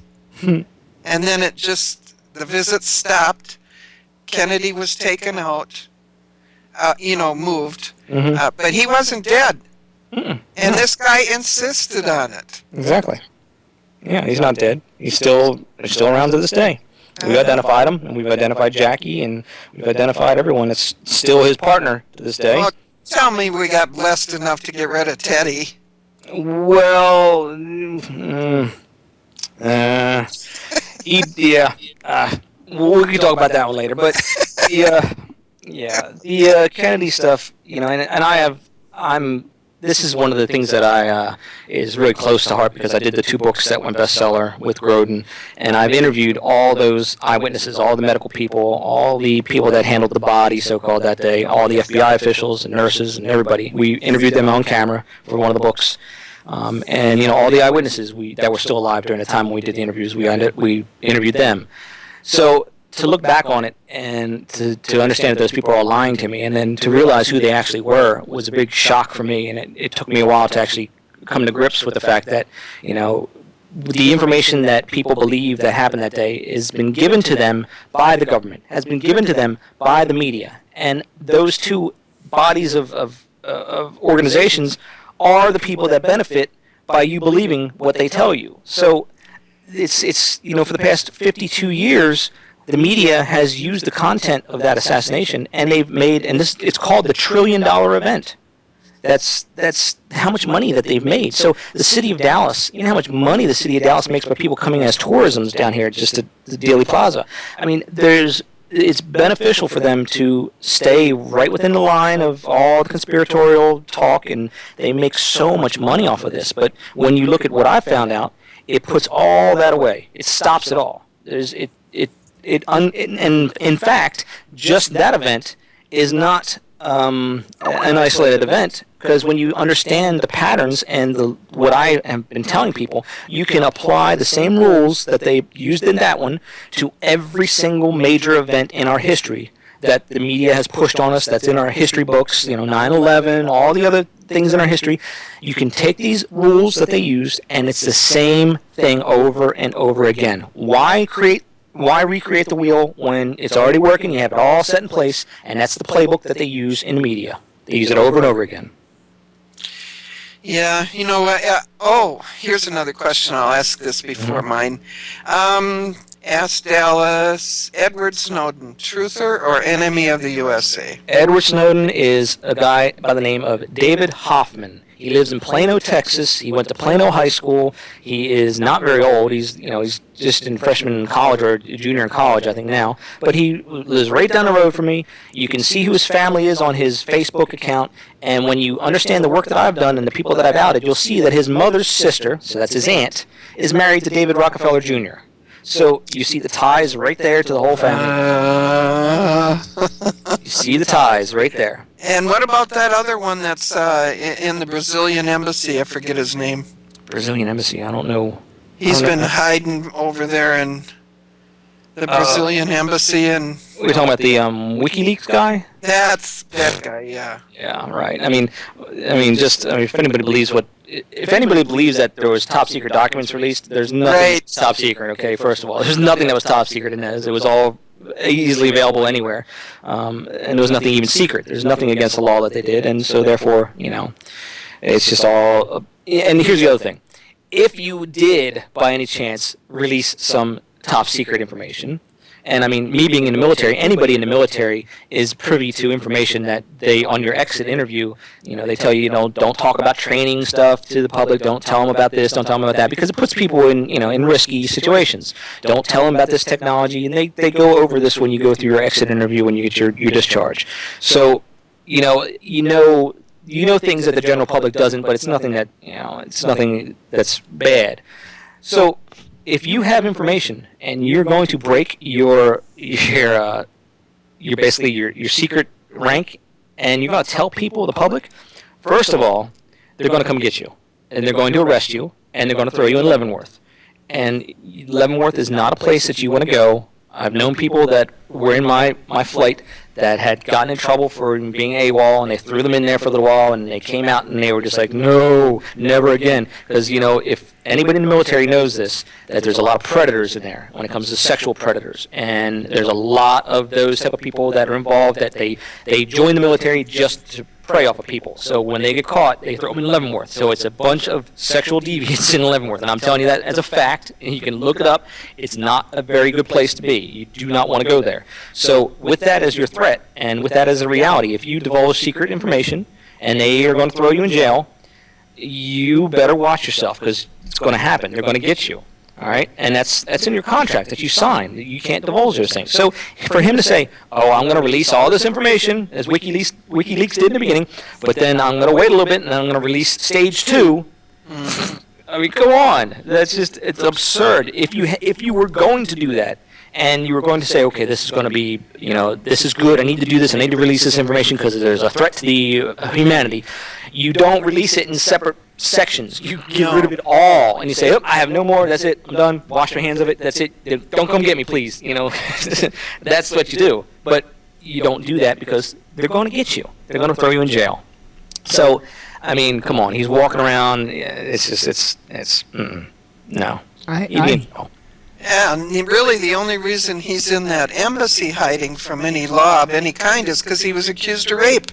Yeah, I mean, still, I'm sure there's laws in that country that if anybody were accused of rape, that they would have to stand trial and they would have due process similar to, maybe slightly different than the United States, but anybody who's accused somebody of a crime, they're going to have their day in court, I'm pretty sure, Well, let's see, he was in London when he got accused, and it's in Sweden, I believe, where he's did the crime. Yeah. Or is accused of the crime. So rather than to go to jail, he went to that embassy. Yeah, well, there's civil laws and there's federal laws, and I don't know if all of them have extradition, but I would say it's highly unlikely that if anybody did a crime to somebody, that person's just going to sit back and let them, without filing civilly on them or doing something, because it's just it's all made for the media, and they're not going to talk about it in the media.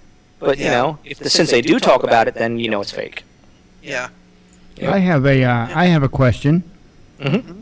Okay, for some time now, maybe the last 2 years or maybe 3, there's been several people come up dead, like the guy who shot himself with a nail gun 14 times. Yeah.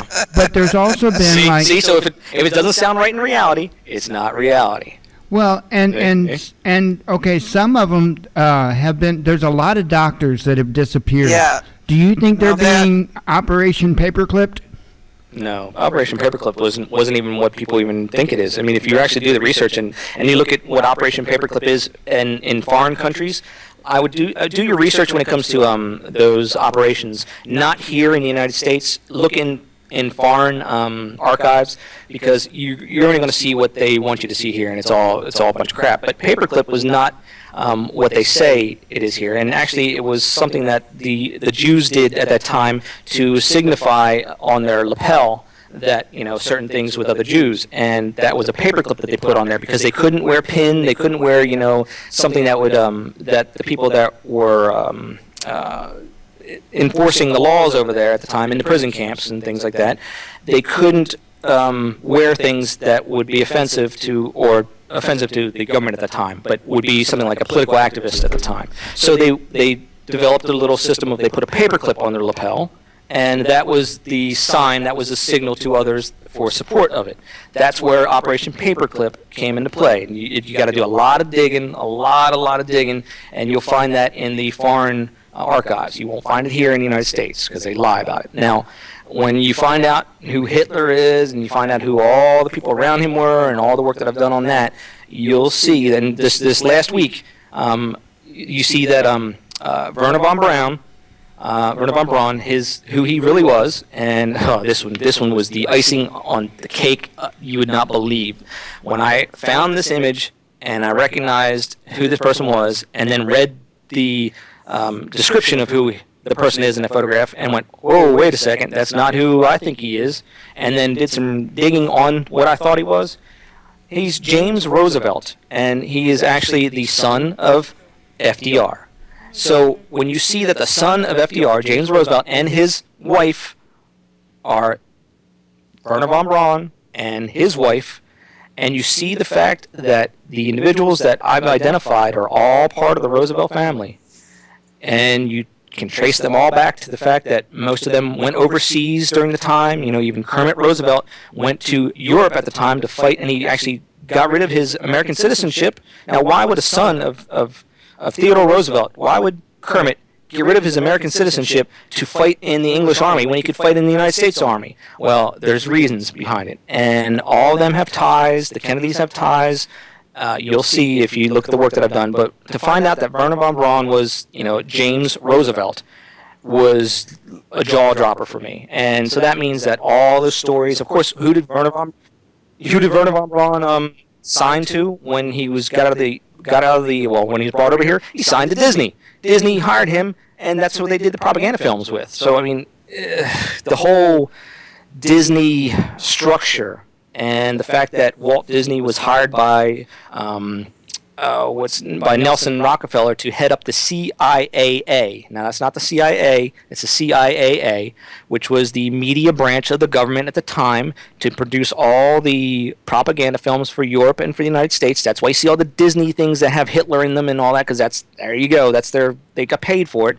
And then they were sent to South America to make sure that the communist threat didn't come up through that, and they used all the propaganda arms and tools down there.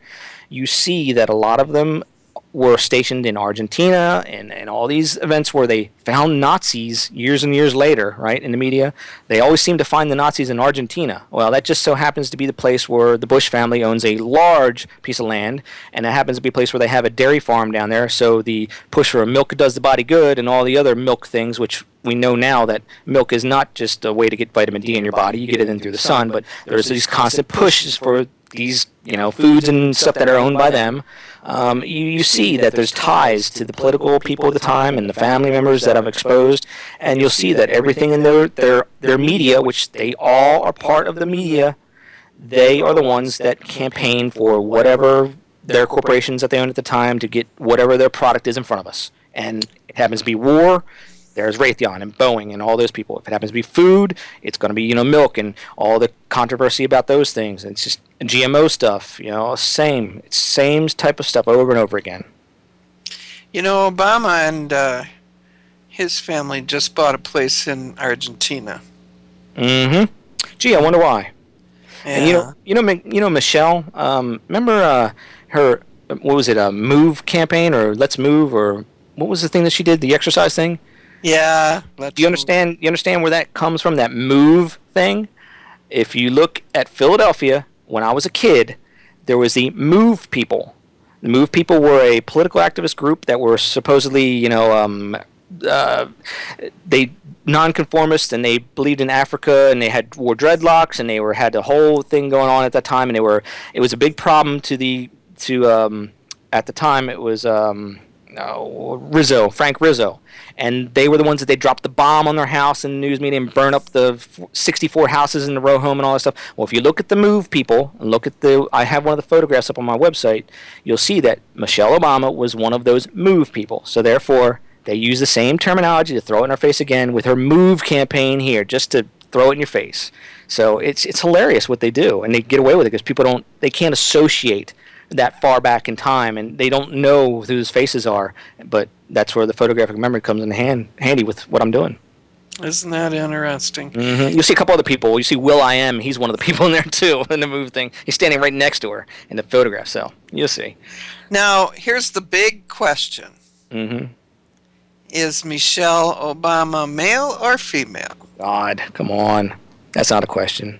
Yeah, it is a question. I just said she had children with Jamie Foxx, so what's that So tell you? these two girls that Obama has with him now, those are from Jamie Foxx? Correct. Jamie Foxx and Michelle, yeah. Yep. Oh. Yep. Just look at his kids. Look at the two. He's with the kids all the time, and they're remember how quickly they grew up? You know, it was like all of a sudden they were just like, they were really grown, and it was like, wait a second, I thought they were just little girls. Well, that's the way the media does things. They can accelerate the growth when they have old footage of people, and, it's the way they do it. But if you look at Jamie Foxx's kids, you'll see that his daughters are the two that are Michelle's daughters as well. So, and again, remember, legal, we have to make sure that she's underage. The one of them was underage. I don't know if she is now. I think she's now, I don't know if she's underage yet still, but at the time when she was underage, okay, if one of them wasn't her parent, then you would have to have somebody in there as a legal guardian by law. And if you're producing these things to play on TV, there's legal framework for using child actors. They can only work 4 hours a day or whatnot. So that's why the twin thing was big with Disney, so they could do a full day's shoot. But you have all these legal things in a reality that you would have to have in place in order for those children to be there. So therefore, that's why one of them has to be the parent. And that's why Michelle was the parent. But you'll see the other parent, he's got legal rights to those kids too. But that's why you see Jamie Foxx all over that place. He's all over all the time. Every event they have, he's in the background. Mm-hmm. That's a lot of food for thought there. Yeah. But it's all backed up with photographs and video, and you can see this for yourself. It's not just, I'm not saying things that you can't go prove, so... And I will. Mm-hmm, absolutely. I would hope every single person listening to this goes and looks all that stuff up and holds my feet to the fire, and you'll see that what I'm saying is backed up. Yeah. Oh, this is just amazing. Now, before we go, we're going to finish our story about Gifford. This Gifford that we have in front of us right now, that is not the real Gifford. Correct. And what do we know about this one? Why did they replace the other one with this one? I don't know. You'd have to ask them.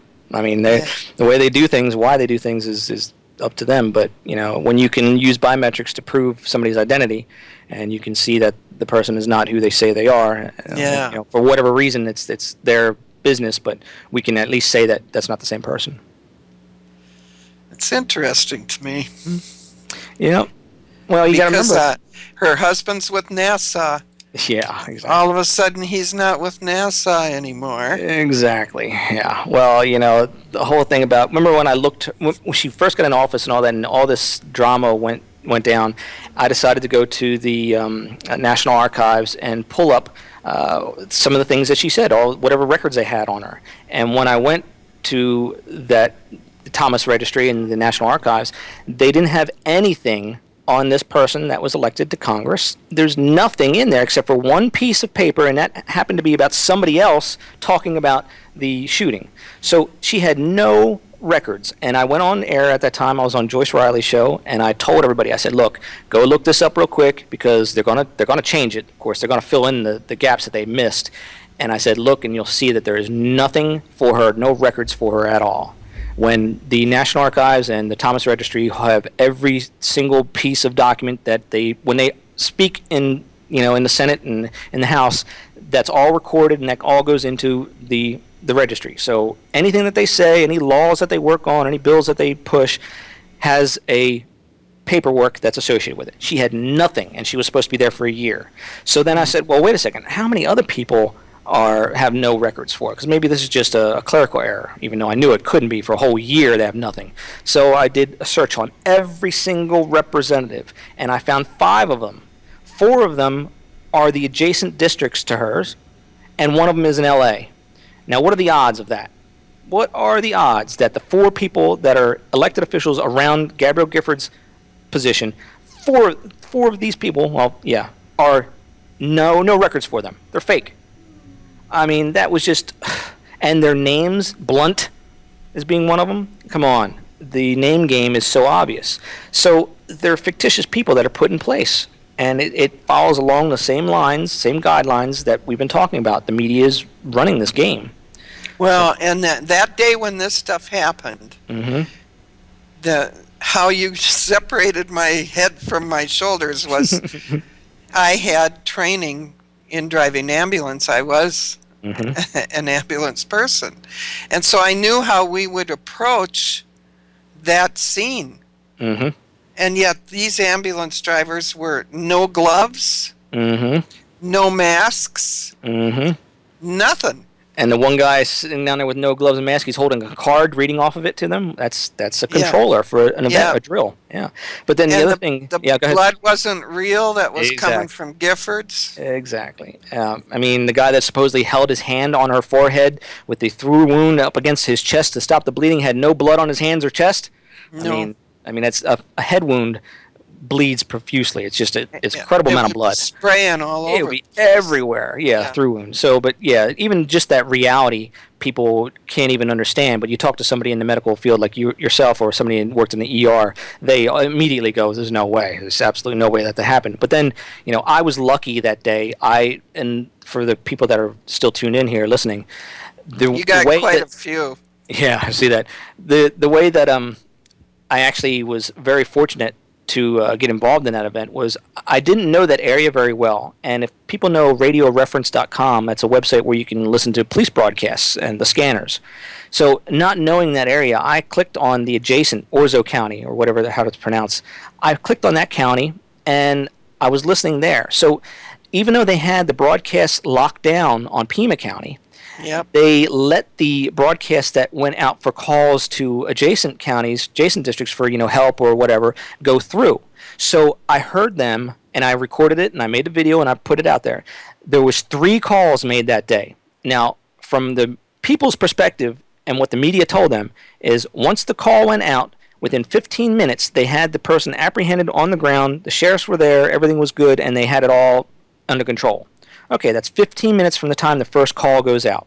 Well, 45 minutes, a second call went out for the same exact mass shooting and the same exact information.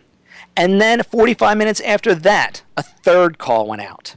Now, people go like, well, why would they do that? Okay, well, the reason why they do that is it's a multi-jurisdictional drill, and everybody that's involved in it has to get their time to play. So if the ATF was there, or if the Pima County Sheriff, or if the Pima County Police, all these people that are involved in this, adjacent counties, bomb squads, whatever, they all have to get their time to play in the role that they're positioned in and do the drill.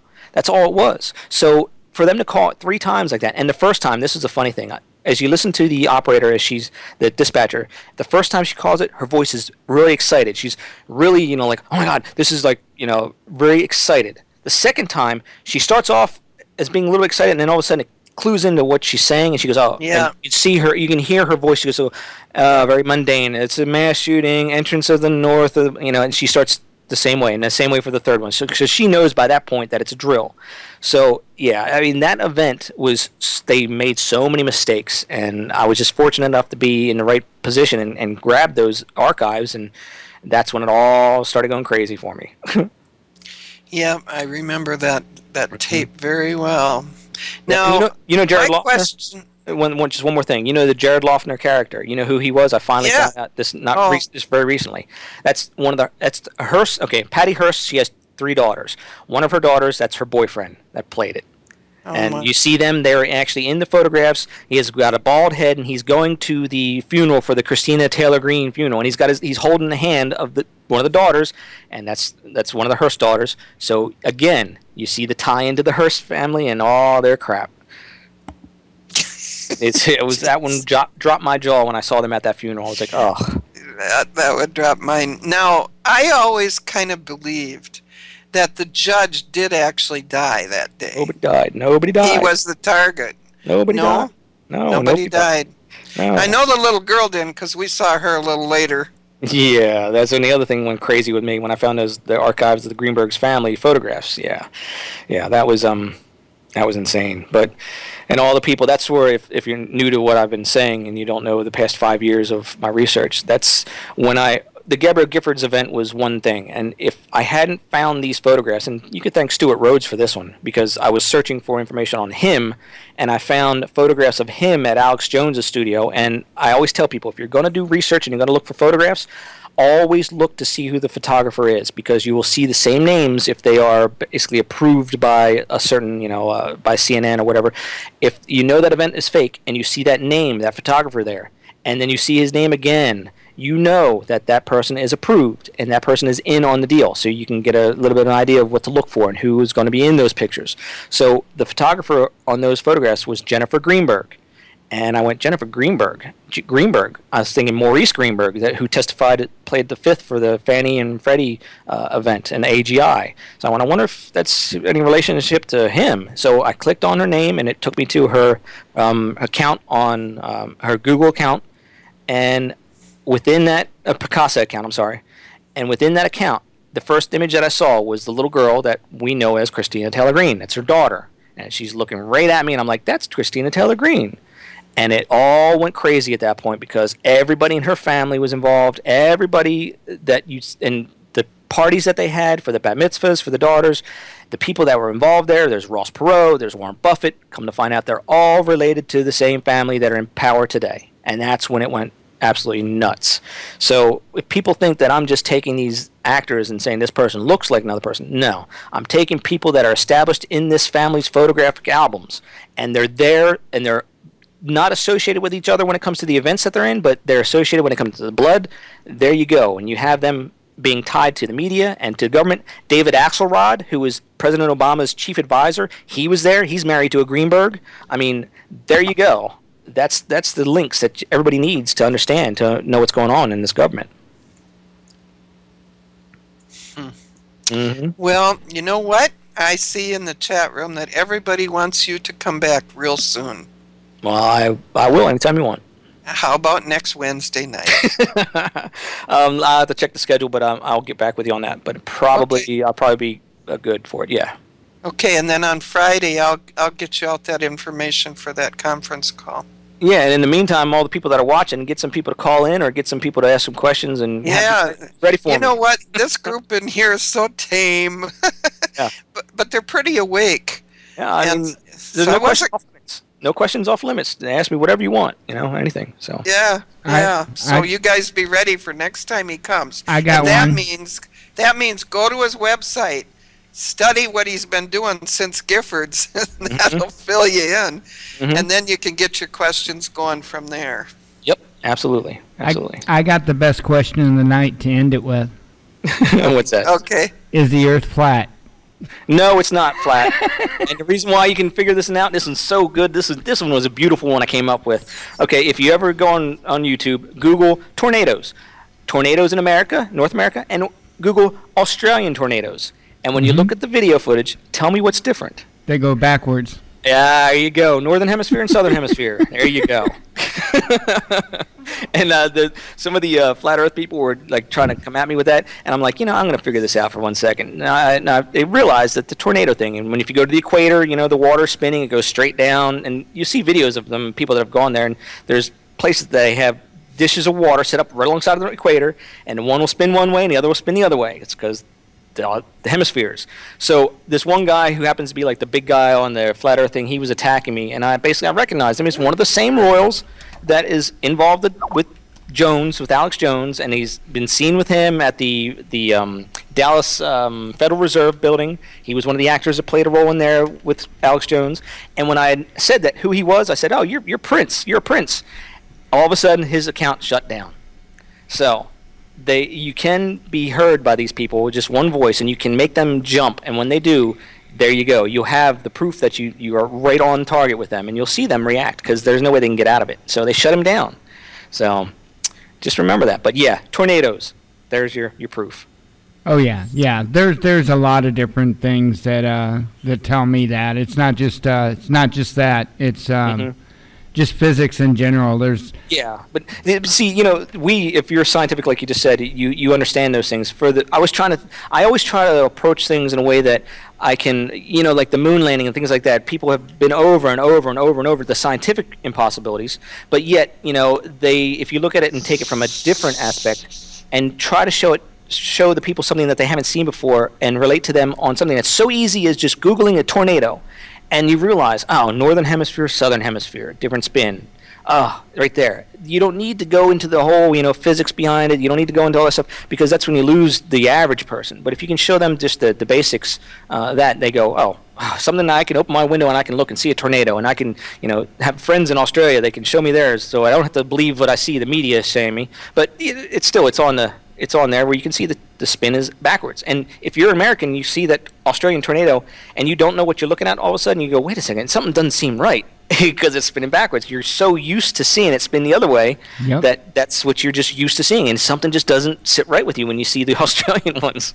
It's funny. The first thing that came to my mind with it is I used to fly ultralight airplanes, and so I learned a little bit about navigation, and one of the things I learned is the way pilots used to do things is they used to plot their trips in an arc, because that would be a shorter distance than going straight across. Sure. So you can tell people then that the space shuttle there's no way that the wing span of that thing that's so short like that can actually be a glider, because that's what they say it is. Yeah. That massive piece of equipment, if you look on the tail, you'll see that there's two lumps on both sides, but that's where the engines are located. And you'll see the imports for them. You'll see there's two slits right alongside of them. And those imports are not associated with the trajectory rockets on the back either. They're separate engines. And that's why they have a chase plane that has a jet flying with them, so you can hear that jet, and that's the sound that you hear. But it's no way it's a glider.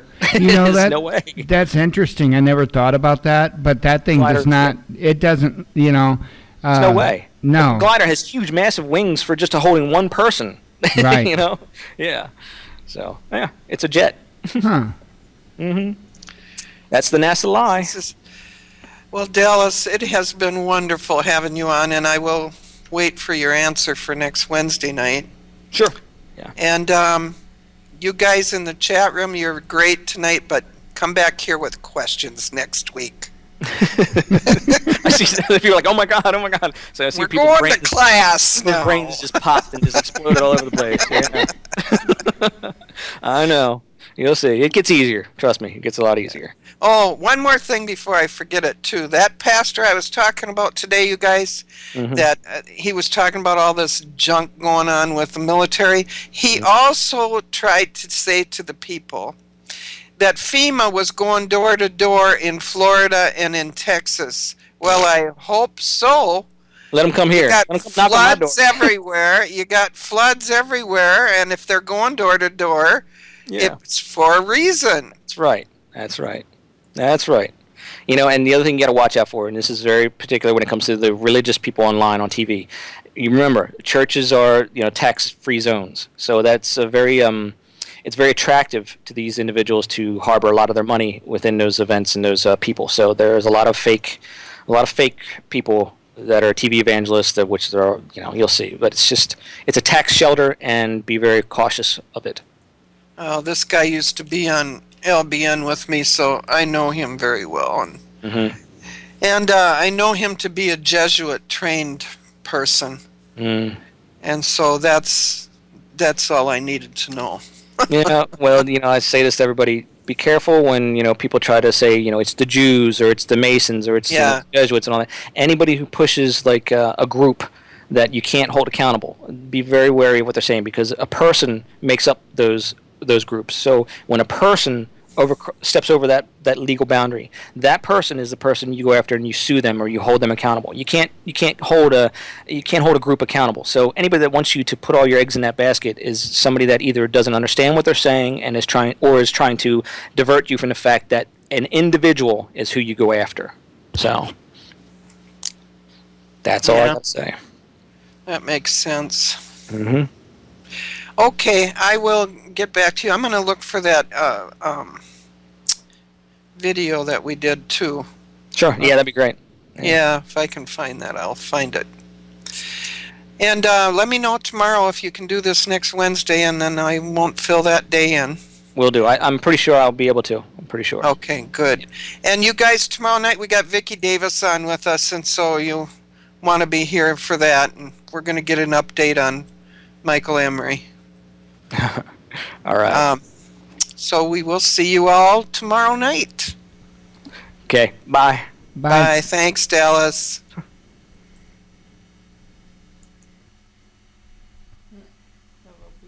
Alrighty, folks. That was an awesome show.